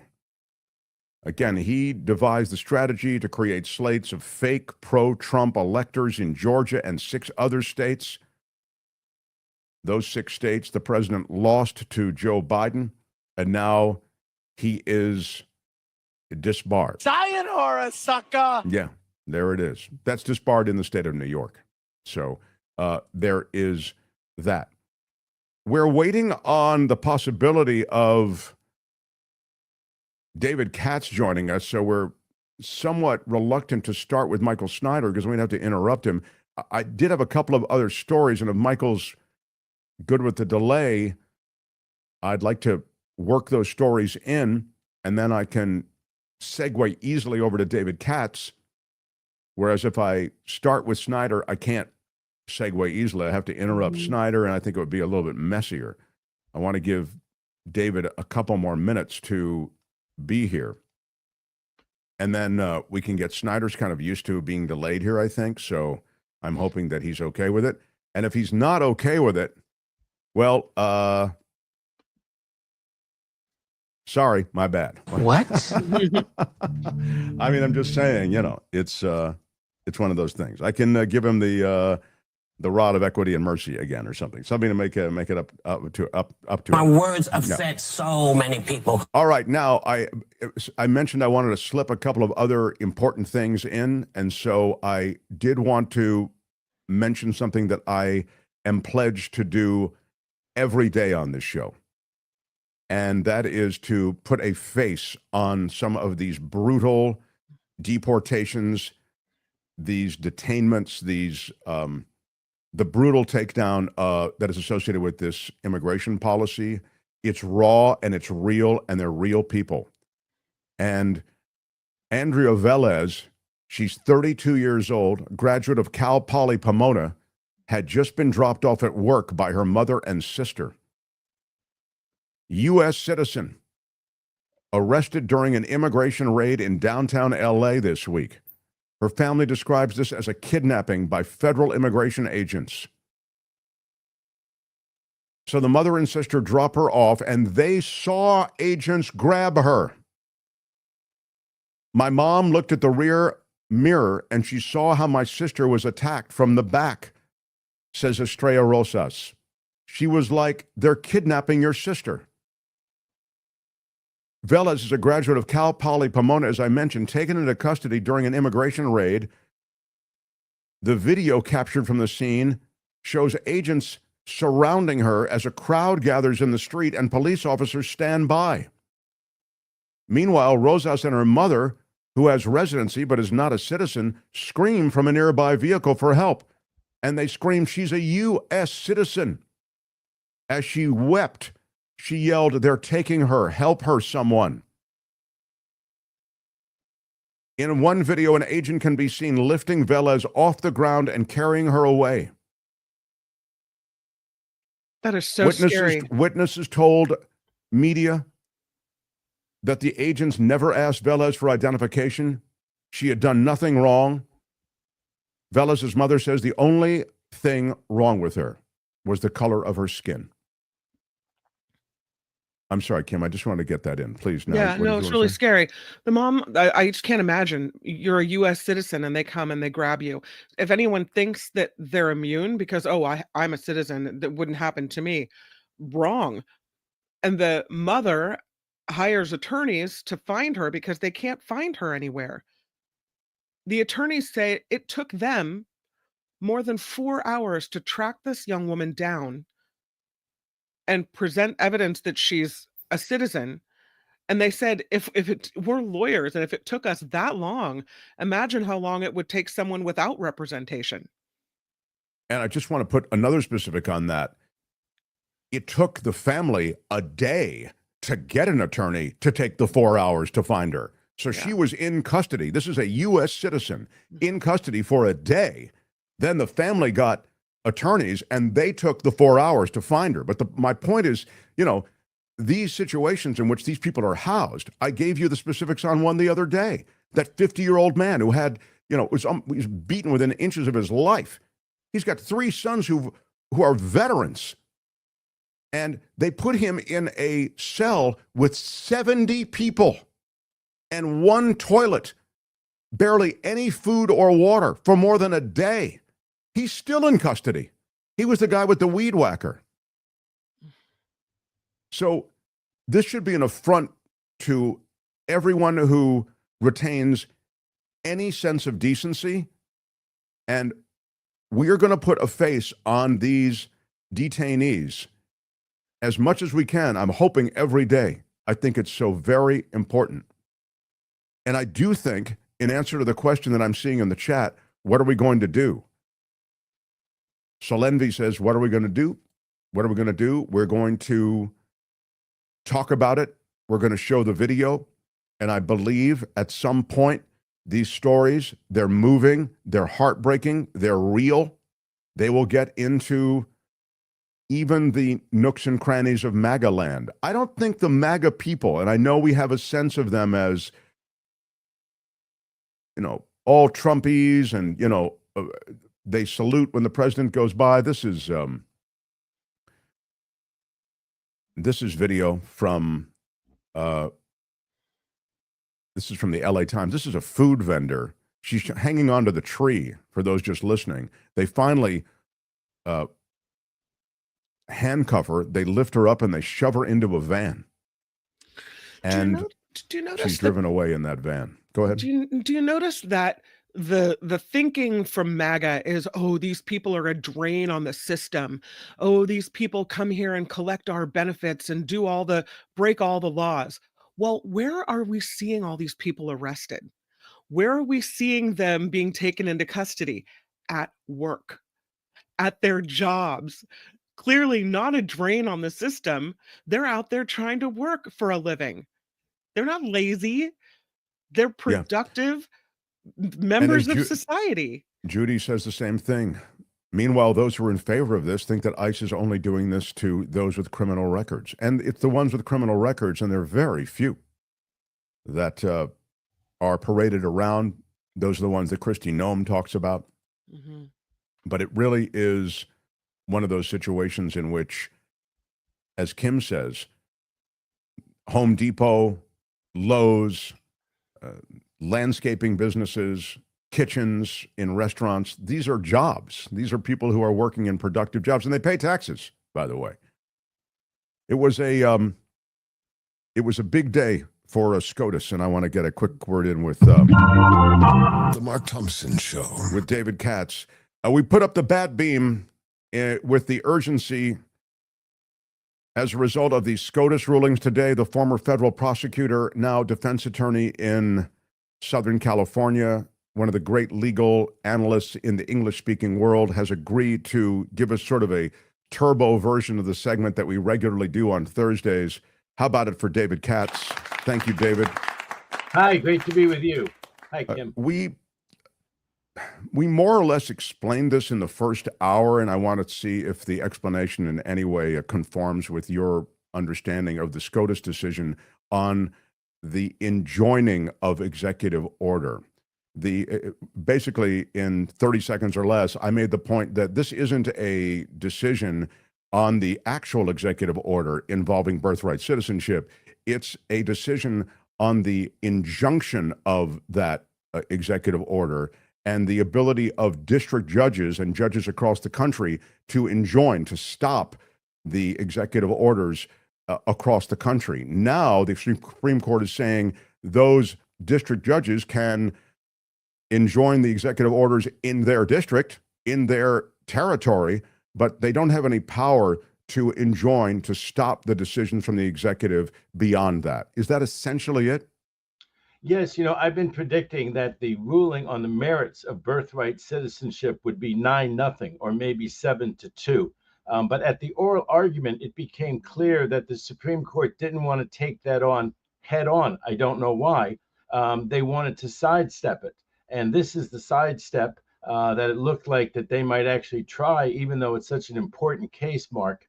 I have to say, I think it's somewhat political, that since it's Trump's big, huge issue, it's one of his big rally issues, that they just figured there was another way kind of to not rule on this, and they found it. And I think that that's really despicable. I think the Supreme Court should say it's absolutely clear in the Constitution. The issue was before them. There's no argument for why when the Supreme Court sees a provision of the Constitution, Mark, which says if you're born in the United States, you become a citizen of the United States, that they shouldn't just rule that. And that would, of course, eliminate all of this, what I consider sidestepping and games playing. So yes, the but good news, David, isn't it in a way more dangerous? Because now you could have two Americas. You could have the America where certain liberties are enjoyed in red states that don't exist in blue, or that exist in blue that don't exist in red. That could happen with a lot of things, and wait until the shoe is on the other foot. Wait until a Democratic administration goes through, and case by case, you can't assert your Second Amendment rights. Case by case, you have to hire a lawyer and go to your local court and have the local court say Second Amendment or no Second Amendment. I don't have power to do anything except in your case. Oh, Joey's case down the road that looks an awful lot like yours. No, I have no power to reach Joey's case. And Joey didn't enter a class action with you. And maybe 5 of you did enter a class action. Well, all the other people who aren't in the class action, I can't give them any relief. This one is going to really either come around, and the people who think this is great news are going to absolutely rue the day that the Constitution isn't being enforced nationwide on a consistent basis. When it does come around and we have, I think, more level-headed, more unbiased U.S. Supreme Court justices, they will reverse this precedent. But what's important, Mark, is that there has been a couple of things important. Number one, there's been no ruling on birthright citizenship. Everyone who just reads this headline or sees Trump saying, I won a great victory, this does not mean that if your child is born in the United States, they're not a citizen. It doesn't mean that at all. If parents don't have legal status, that doesn't mean that their child doesn't have citizenship in this country. That will be the ultimate ruling. That's going to be the world will work. Your kids will be citizens. Will you have some odd things happen to you along the way? Yes. Because now, as you say, Mark, there's two parts of the country. There's countries where the states have said, this is ridiculous, and we're not going to try to enforce this in our states. We're not going to be running around and having problems with birth certificates and so forth. So in California and in New York, everybody born in this state, also being part of the United States, is a citizen. They register them as a citizen. In the other states where the states are not fighting, the records may get screwed up. Now, ultimately, there'll be a record of where your child is born, right, and when your child is born, and they will become a birthright citizen. And if anyone ever tries to mess around with them or something otherwise, yes, they'll have a bureaucratic headache. They may have to go to an agency, go to a court and show, hey, I was born, and it could be the worst state in the country. I was born in Iowa that hates birthright citizenship, but I was born on such and such a date in Iowa, and they will have birthright citizenship because that is the substantive law of the United States. That will be the substantive law of the United States. But yes, they'll have hassles in those 28 states. And the reality of what's going to happen to some of the people is that you may have to hire a lawyer in a blue state or in a red state, because if something really does happen, like, I don't know, because of your child is actually cut off of something that only citizen babies have and that non-citizen babies don't have, some kind of health program, and you're told you don't qualify because you're in some red state and you haven't won a ruling yourself, you would hire a lawyer or you would go to a public interest group and you would file in court and you would say, my child is entitled to this citizen baby benefit because my child is a citizen baby, and you'd have the proof of when your baby was born, and anywhere in the United States, they would be a citizen. Now, you talked about the ramifications for other cases, and that's true. So if some state decides that, they don't really like Muslims in that state, so Muslims are not going to be allowed to worship, or Muslims are not going to be allowed to demonstrate more than 5 of them at a time, because these terrible things seem to happen in the Middle East when a lot of people congregate, and there seem to be Muslims over there. That kind of know-nothingism. Some judge would say right now, well, no, throughout the entire state, you can't ban Muslims from congregating. That violates their First Amendment rights. In that kind of a case, you would think there would be a class action, because there would be some Muslim activist group that would have lawyers that would get all those people together. They would file a lawsuit, and then they would be covered by the ruling of the judge. The ruling of the judge would be the 1,000 class members who are before the court. They would all get relief. Even in that situation, the people who are not members of the class, although they would say, hey, wait a second, we're not Iowa Muslims, we're Nebraska Muslims. We want the exact same benefit of that ruling. That would have been a nationwide injunction that would have given it throughout the country. Now, at best, under this ruling, it would be the Iowa-wide injunction at best. It might only be the injunction as to the people who are in the class of Muslims who appeared before the court in Iowa. And so, yes, there'd have to be all these copycat lawsuits. All the Republicans who love to say how the federal courts are clogged, they've just clogged the federal courts, beyond belief, because they made all this litigation happen. And as I say, all of it could have been decided on birthright citizenship just by saying the Constitution's clear. There is birthright citizenship, but the Republicans, the ones appointed by Trump, the famous 6 out of the 9 on the U.S. Supreme Court, wanted to bystep this and make a bunch of terrible law. And the very last thing is they went back to the Judiciary Act. This is always how they misuse history. They go back to the Judiciary Act, 1780s. They try to figure out what power did the chancellor have in England? How did that get carried over to the United States? And it's just so irrelevant. We have a tradition in this country for decades. This isn't new, these nationwide injunctions. When the Republicans controlled some of these seats, when Biden was in power, remember we had nationwide injunctions? We had a nationwide injunction on mephistoprone and all that kind of stuff. And our system was just fine, because if there was a nationwide injunction that was really out of step, you could always go to the appellate court. Well, first, you could ask the judge to stay the nationwide injunction. I think even in mephistoprone, while the judge was going to impose a nationwide injunction that would have stopped women in blue states from getting the medication of preference to stop an abortion, to have an abortion, to stop a pregnancy, even that judge, who was cherry-picked in some very right-wing district, I believe, stayed his injunction. So the first relief under the old rules was that while it might be a nationwide injunction, it got stayed. If the district judge wouldn't stay it, then you would run to the Court of Appeals and you would get them to stay it. And if the Court of Appeals wouldn't stay it, you would run to the U.S. Supreme Court. So there was a remedy. The idea that the country was going wild with these things, the ones I remember were mephistoprone. I remember one on student loans that I think got dissolved. And I remember one on the Muslim ban, Trump, first time around. And the Muslim ban was ultimately, I believe, upheld in the courts, that there could not be a Muslim ban.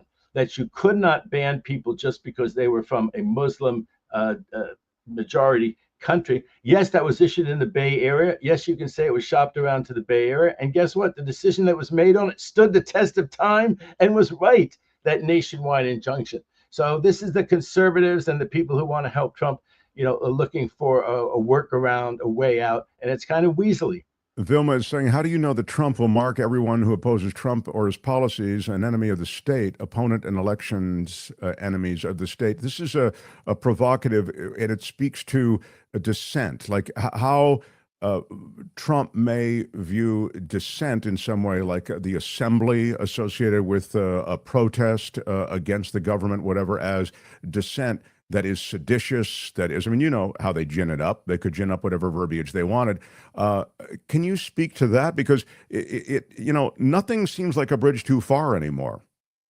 Well, I'm not worried about being a dissenter on media that's disseminated. I don't think that David K. Johnston is. I don't think you are, Mark. I don't think that loads and loads of people are. One thing is that it does occur even to the right wingers and the Republicans that they will be dissenters one day on many issues. And we're just not going to have a police state where you say something and the next thing you know they come into your podcast or they come into your TV station and they drag you out in a true. No, but they could sue you. I'm not saying that they arrest you right away, but they could. This is the way that they sue you, or the government comes down on you in some way. Maybe that's sort of already happening. We've seen it happen at ABC and CBS, et cetera. So perhaps that that is your point. Is what we're seeing happening is sort of where it's going to stop in terms of choking off dissent. Well, under Nixon, there were targeted IRS audits of enemies. There's supposed to be safeguards for that. You look at some of the people that have been put into high office. Do I trust them to obey the rule of law? Do I trust them to observe the traditional safeguards? So overpay your taxes. But really, I mean, everyone should speak out. That that's the kind of thing, especially at this stage in this country. We're not, a Stalinist Russia. We're not even like Hungary. And it's part of the way that Trump tries to control is not really through the law, but through intimidation, through bullying, through his ballyhoo. And we've stood up since he was inaugurated this second time. People of goodwill have stood up. And we've changed so many things. 95% of the court decisions have been won against Trump. You look at even this one. He talks about birthright citizenship everywhere. And yes, he's made it harder, but people have looked at it and said, of course, birthright citizenship is here to stay. You don't see people, I don't think, not coming here or changing their behavior on something like this that really matters, Mark, so that their child can be not born or born here. I mean, life kind of goes on. Yes, there are some definite hiccups, especially out here. We talked about it last night on your great show, June Swoon, about the ICE thing. And the ICE raids are really getting to people. They're realizing it's terrible for humanity. It's terrible for their neighbors. It's terrible for the economy. And there's a huge reaction against that. And we had those demonstrations. There were over 5 million people. That's bigger than any of the anti-war demonstrations, Mark. It's bigger than the civil rights demonstrations. It just happened right now. We saw that people stood up. And I think that these ICE raids are going to be so unpopular that I do think that Trump's going to move on to some other flashy object. And thank God for the people who have to work for a living and go out there, go to church and everything else that I think You mentioned church. Let me just quickly jump in, and I only for a limited amount of time, and we can cover all this in our regular.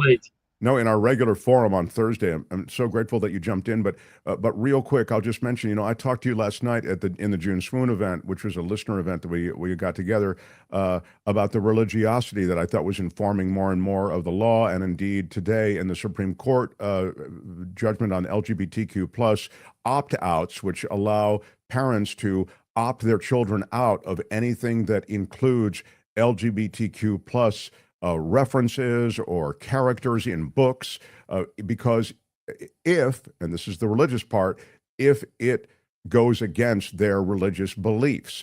And so the Supreme Court ruled that legal, that those parents have to have that right to opt their kids out of anything that they feel goes against their religious beliefs when it comes to teachings in schools. The symbol of our year may be the snowflake. Because this is so snowflakey, it's ridiculous, and it's anti-science, it's anti-history. How can you teach the history of the world warts and all, when you have to keep pulling this kid and that cool out of, my father's a survivor of the Nazis. People should know about the Nazis. What could be more awful than hearing about the Nazis and their atrocities and how people suffered? That's got to be part of the curriculum. Slavery, my God, this was the original sin of the United States. We're going to keep that out of classrooms, or we're going to sugarcoat it. And likewise with this. Now, I think there's the thing about encouragement, and that's always been the bugaboo, that there's some kind of encouragement. You're going to have a lesbian teacher who's really encouraging lesbianism, fomenting this doctrine of hers and showing you these sneaky books. But there's a record of what goes on, much more now than there used to be. Maybe it's not good, Mark, but people have their cell phones. They love to report on stuff. There's not like in my day that would have been something like really odd to like, my teacher did this and did that in the other school. Your parent would say, "I hope you learned something." I hope you learned something while it was. I think there's a huge receptivity to reporting on the supposed excesses in class. So I think all that stuff's going to come out. To me, this is just a talking point that these parents are so offended that their child is going to learn that some people, even the sex change, at some age, people should realize that there is some way that people can change their sex. Mark, it's so funny. It's like the drag thing. I mean, Shakespeare, right, had everybody changing roles, having. No, you're right. There were no women in Shakespeare. I never thought of that. They were all men playing women roles. Not watch Midsummer Night's Dream under this snowflake regime, Mark. It's just, of course, that's way too far. And you were right. You were wary about those decisions. And I did say that the majority that's on the Supreme Court now is likely to go that way. And they did something else terrible in one of the. Well, they did something. I don't know how terrible this is, but the other thing was about pornography in Texas. You have to prove that you're 18 years old. And that idea is that people want to watch pornography anonymously. They don't want to, show you their driver's license, and that's what they require in not only Texas, I think other red states as well require this. Places where pornography and sexual material, erotic material has been ruled or is viewed in an immoral way. Well, Mark, wasn't the biggest reason not to buy a condom when we were teenagers that the stupid druggist would yell out to all the other clerks, "Hey, some guy's up here in the front looking for a condom"? No, that shame only goes so far, I guess. They want the law as well. Hey, David, thank you for joining us on short notice. Look forward to Thursday. Really appreciate you putting some perspective on this. And wow, it's a wild ride, and it's only getting wilder. So I consider this my triple header, Mark, because my show is always on Thursday afternoon. Then last night's Jude Swoon, and today I think I tucked in within the 24 hours. So this was my triple header. And if your kid is born in America or they're not, mazel tov for having children, and mazel tov that your kid is born here, and they're going to have all the rights of a U.S. citizen because they are a U.S. citizen. And oh, by the way, there's a 100-year-old precedent that goes that way, and that this Supreme Court wouldn't follow that very clear precedent and just say affirmed. Forever Terrible. the optimist, David Katz. We're going to be fine, Mark. We're going to be fine, especially next Thursday. Mark, I have to do your show Wednesday because I won't be here Thursday, so we'll figure that out, how to pre-record Wednesday night. Okay, cool. Well, yeah, we'll record something. Okay, good stuff. Thanks, pal. Appreciate it. David Katz, Great to everybody. be with you on short notice. Great to be All with right. you. Thanks so much, man.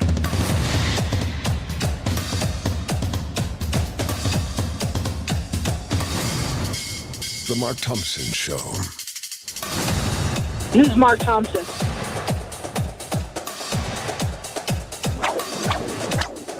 Feels great. When they raided Mar-a-Lago, God didn't like that. Right on, everybody. Thank you for being here. We are a live show Monday through Friday. We come to you from the West Coast, but we love the East Coast. It's finally cooled off a little bit. The news is hot, but the weather has cooled a bit, I think, in the East and Midwest. We had Brad from Chicago joining us in our June swoon last night. Great turnout. And we're looking forward to our next meetup, which will probably be at the end of the summer. And I wanted to, can I quickly get to some chats?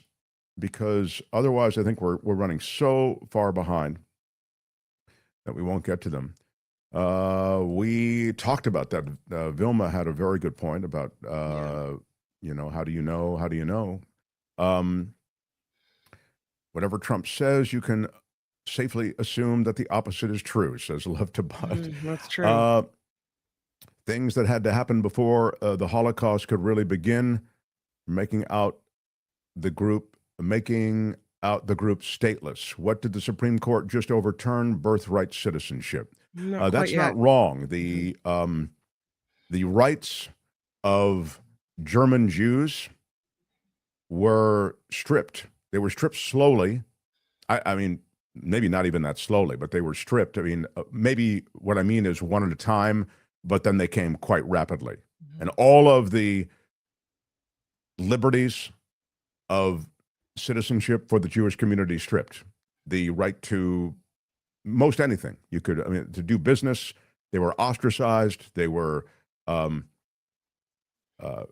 stripped of their liberties as Germans, and then, of course, ultimately rounded up and murdered. Yay, it's time for Michael Snyder. Says, yeah, how about that, Michael Snyder?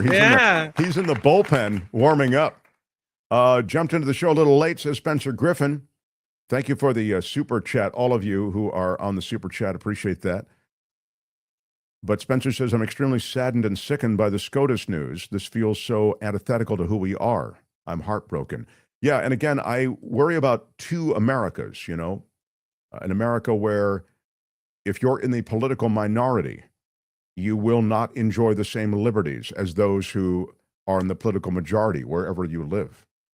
I think that's extremely dangerous. Stay on it, Mark.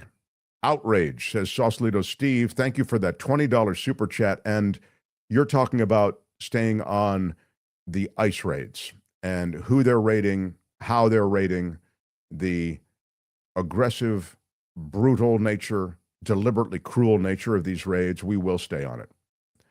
Kudos on the all-star lineup today, says Terry K, 7250. Wow, there were 7,249 other Terry Ks. He had to go with 7250. Thank you, Terry, for the $10 super chat. Shout out to all of our super chatters. And this from Louise, people are going to die. Do you think Nice Ice Crew will make sure people get their insulin, heart meds, etc. when they're detained?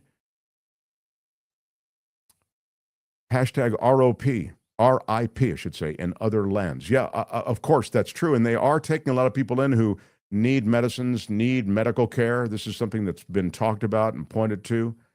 Katz, great meeting you last night, said Richard Delamater. I believe I owe you a Neil Young box set. Yeah, Richard Delamater was in rare form last night.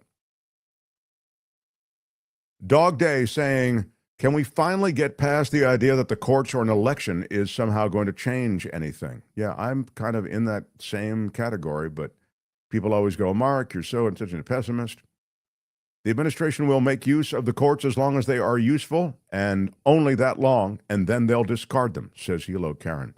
I agree. I don't think the courts there are any guarantees that the courts will be the great enduring challenge to executive authority or to even fascistic authority that people are saying. We need to donate to the ACLU as well as immigration rights groups and legal funds, says Rev P 369. Yeah, not a bad thought at all. I'm getting right to Snyder. You don't need to tell me. I'm getting right to Snyder. And I'll do it. The Mark Thompson Show. Like that. He joins us on Fridays. He is someone who knows the world of movies and music and indie films and foreign films and Marvel Universe and DC Universe and comedy and drama and tragedy and horror. He comes and goes on a rainbow. Beloved by all. He is the culture blaster, Michael Snyder. Michael, welcome. I have never been more proud to come in on a rainbow than I am on Pride Weekend in San Francisco. Oh, that's right. Pride Weekend in SF. Hey, please forgive me. I'm still hungover from our super fun June swoon virtual meet and greet last night. I must have consumed too many virtual cocktails. That must be it. But it is Pride weekend in San Francisco, and I believe in New York City for the LGBTQ plus people and their allies. And that means revelry with rallies and celebrations like this evening's sure to be rollicking drag event hosted by the legendary Peaches Christ on Front Street in San Francisco, as well as various promenades and parties culminating with the big SF Pride Parade on Sunday. But as any caring, thoughtful person knows, these are perilous times for anyone who isn't white, Christian, and well-to-do. I mean, Mark, considering today's dehumanizing Scotus ruling, one of all too many, I have never felt that it was more necessary to be an ally. And as it happens, the two best movies I'm reviewing today are relevant to the struggles of the gay community in its myriad forms. Shall we get to it?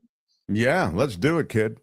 Okay, so we're going to start out with something more populist, big budget, widescreen, easing into the role of the laconic race car driver Sonny Hayes like it's a well-worn loafer. Brad Pitt is the calm center of F1, the movie. And that's one of those Jerry Bruckheimer-produced blockbusters that may be a little empty at the core, but is a rousing good time on the big, big IMAX screen.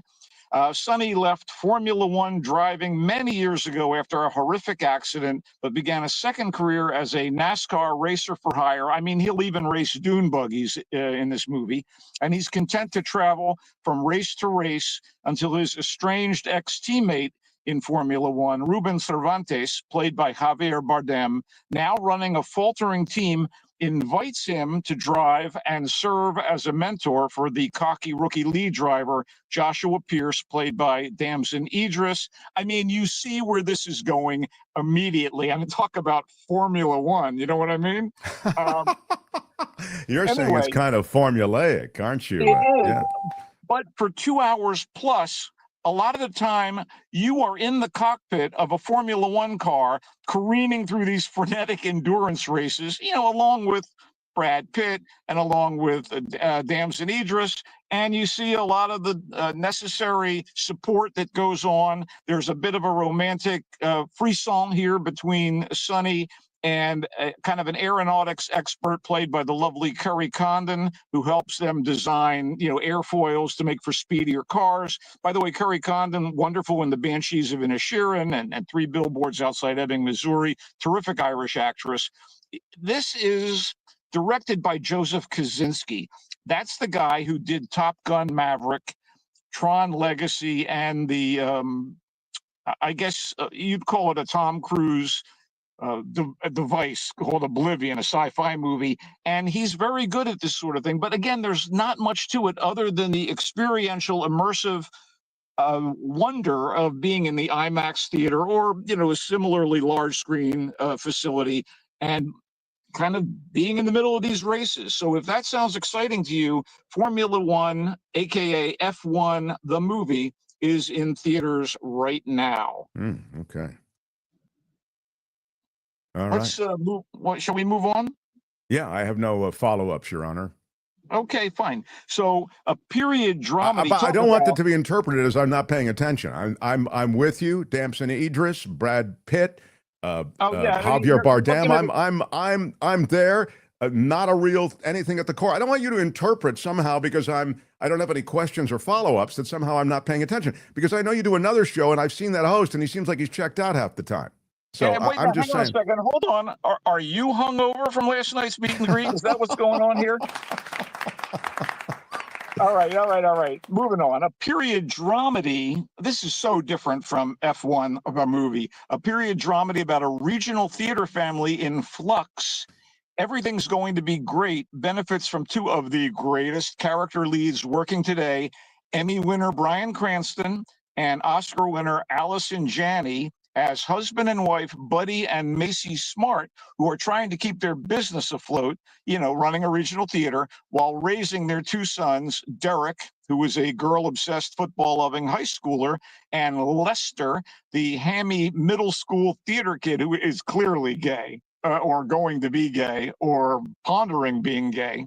I mean, it's a kid who wrote one of his book reports on the Wizard of Oz. I mean, you get where we're going here.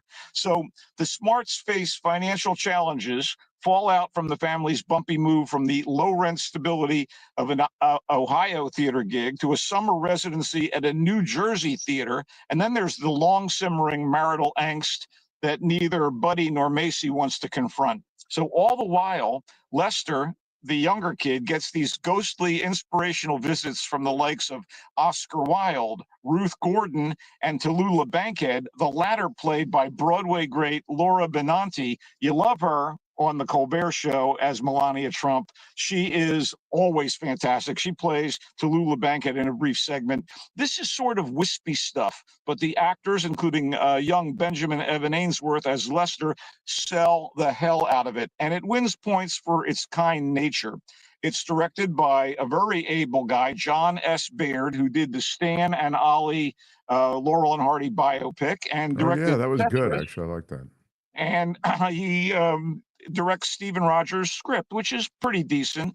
Again, it's kind of lightweight, but I enjoyed it. And boy, it got my mind off the miseries, despite, of course, the kid being, you know, in all probability gay. This is not one of the two movies I was referring to, by the way.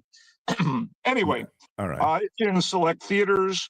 It's called Everything's Going to Be Great. And you can only hope, right? Yeah. Especially at this point in time. Okay, so one of the two movies that I wanted to highlight here is called Pony Boy.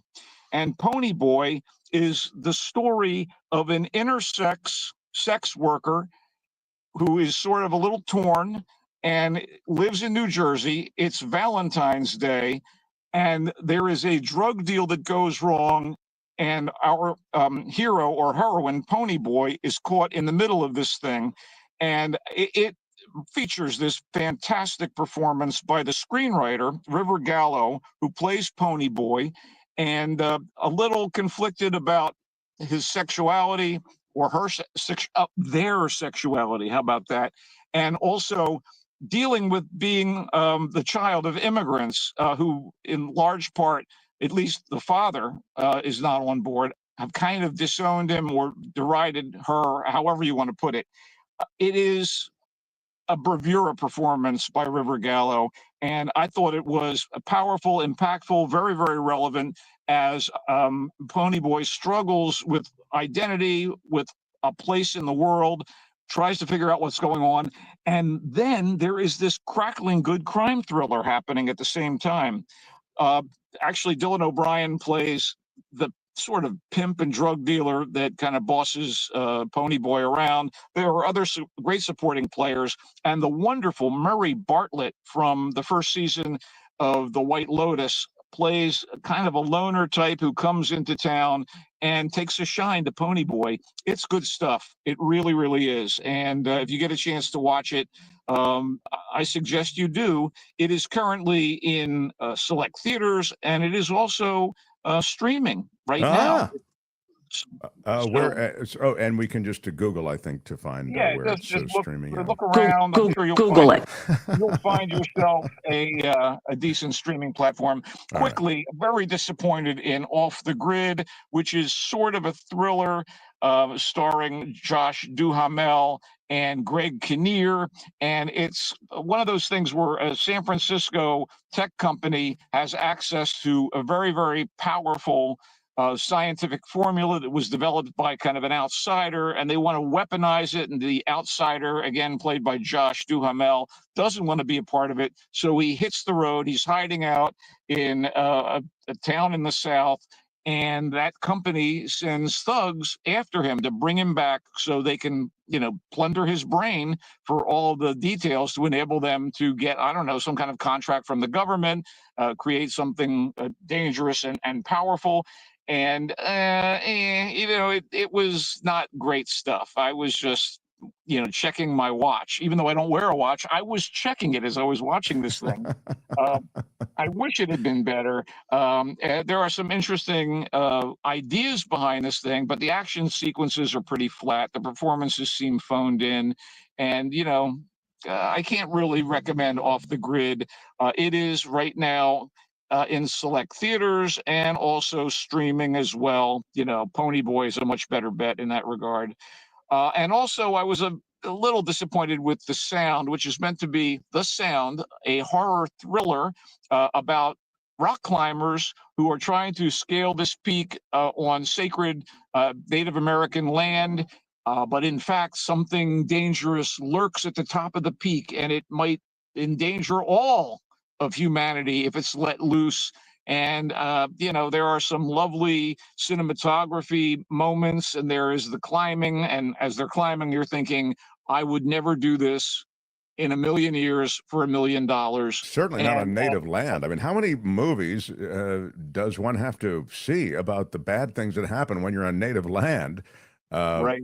But before you realize, as long as you're a climber, there are other things you can climb that are not on native land. Well, you know, the lead of this movie, Mark Hills, plays a guy named Sean, whose grandfather tried to climb this scale this wall.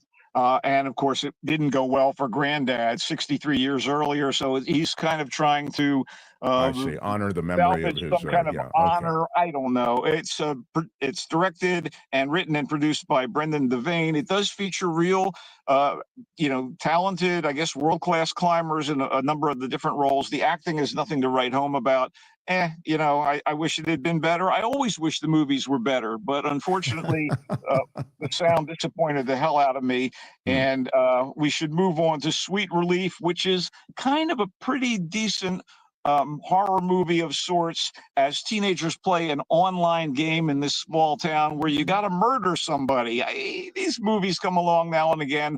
This is shot as kind of a mumblecore movie. And I don't know if I'm going to get this right, but mumblecore movies are films that have long pauses and just people discussing things that seem irrelevant in a very naturalistic fashion, and then something interesting happens, and then there's another pause in the action as people talk.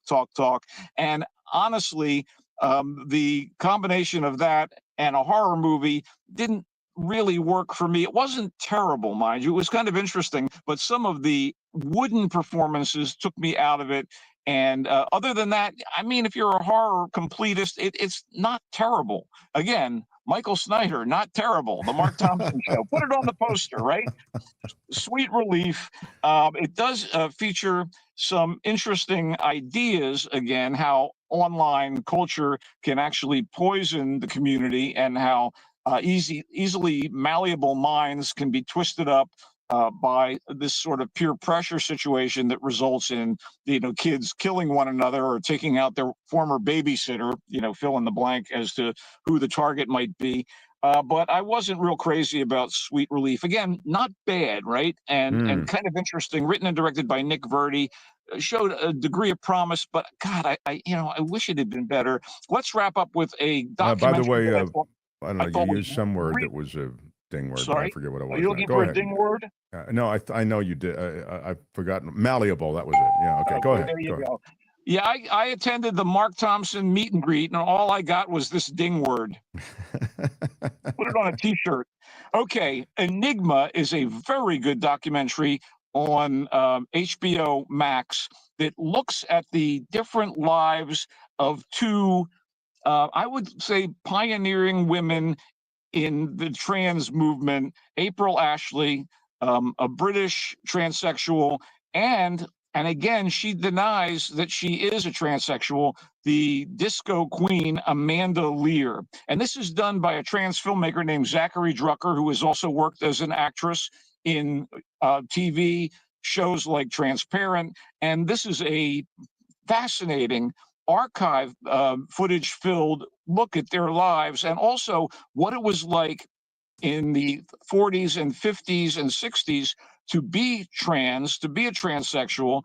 There is amazing documentary footage from the Carousel, which was one of the most world-renowned drag clubs in Paris, and the stuff is phenomenal. Backstage footage, onstage footage. There's newsreel footage. There are interviews with April Ashley, and there is a long excerpted interview of Amanda Lear now in the south of France, done by filmmaker Zachary Drucker, where, she's very cagey about her background, but I thought this was a fascinating and, revealing look at what it was like for those people when they were confronting their sexuality and their identity as they were growing up, and what society was like towards them. And it does make me feel very uneasy about the Scotus ruling regarding LGBTQ issues in schools right now.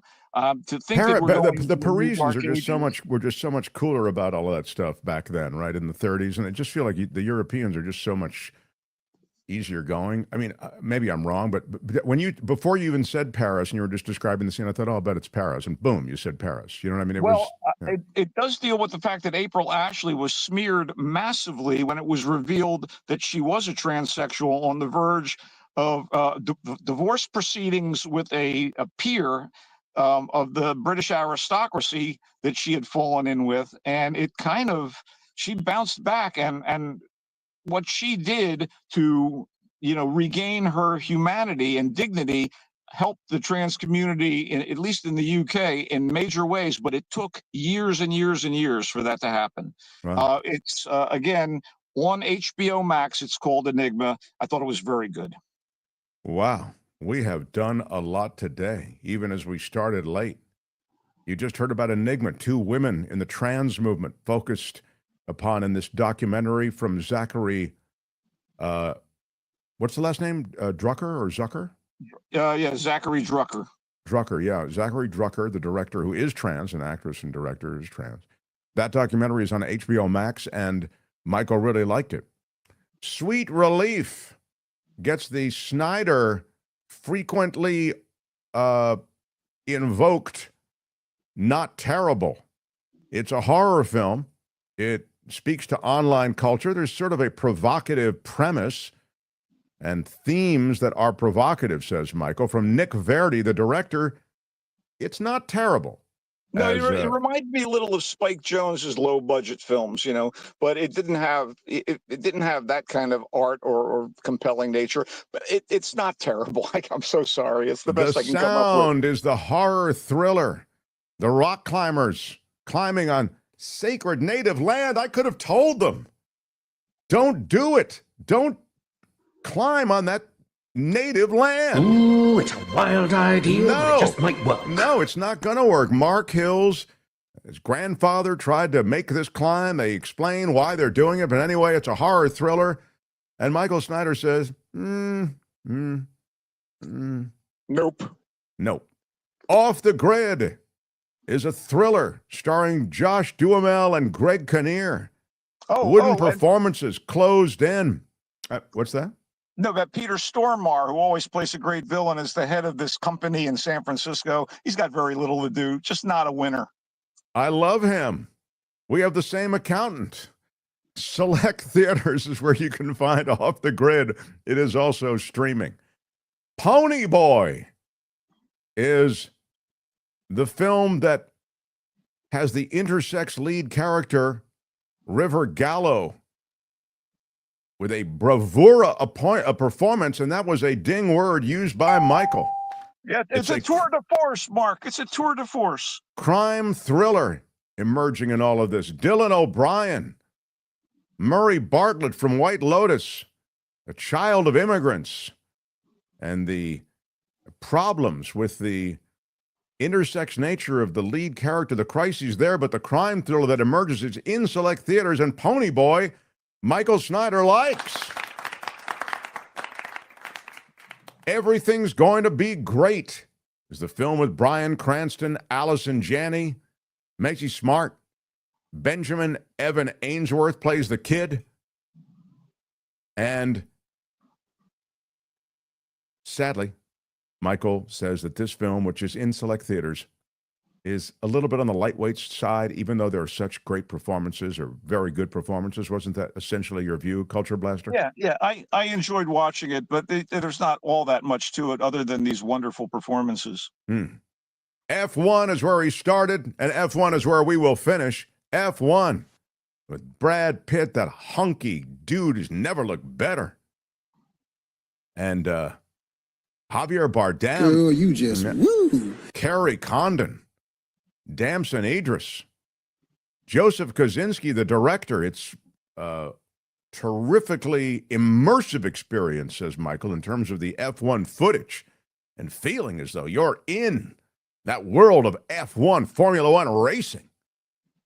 But he doesn't love it. He felt that it was just not happening. And in that way, you'd say, go, maybe you'll enjoy it, but don't expect too much. Wouldn't you say that's fair? It's like you're driving in the race. You're going in circles. We've been to this story innumerable times. Seeing F1 Sunday, says Solenby. It's like those Disney e-ticket rides. That's what it's like, and for that, it's really, really good. You are an e-ticket ride. I wish we could ride longer, but we must go. You can find Michael on thevoicesf.org, I believe. Yep. You can find him here on Fridays, and he is the great culture blaster who comes and goes on a rainbow. Bye-bye, Michael. Happy Pride and go Giants. Yeah, go Giants. Right on, right on, right on. All right. The Mark Thompson Show. I have to wrap up because Kim has just notified me that she has the After Party Live, Albert. The After Party Live must go on time. She doesn't want to be held up for the After Party Live. Kim, would you like to say goodbye to everyone? I think she's on the phone getting ready. She has an interview. So. Oh, that's right. She has an interview. I'm sorry. I am so sorry, Kim. I've made Kim late for her after party. But it wasn't me. We had kind of a few things. I hope you appreciate the nature of the news today. I want to thank David Katz for jumping in, and I want to thank all of you for jumping in and supporting the show the way you do. Albert, thank you. And Monday, there is a great show planned, and I hope you'll all be here then. And until then, please. I'm Shadow Stevens for the Mark Thompson Show. Bye-bye. We are out of time. Great show. Out of time. Bye-bye. Longest show ever. And until Monday, bye-bye.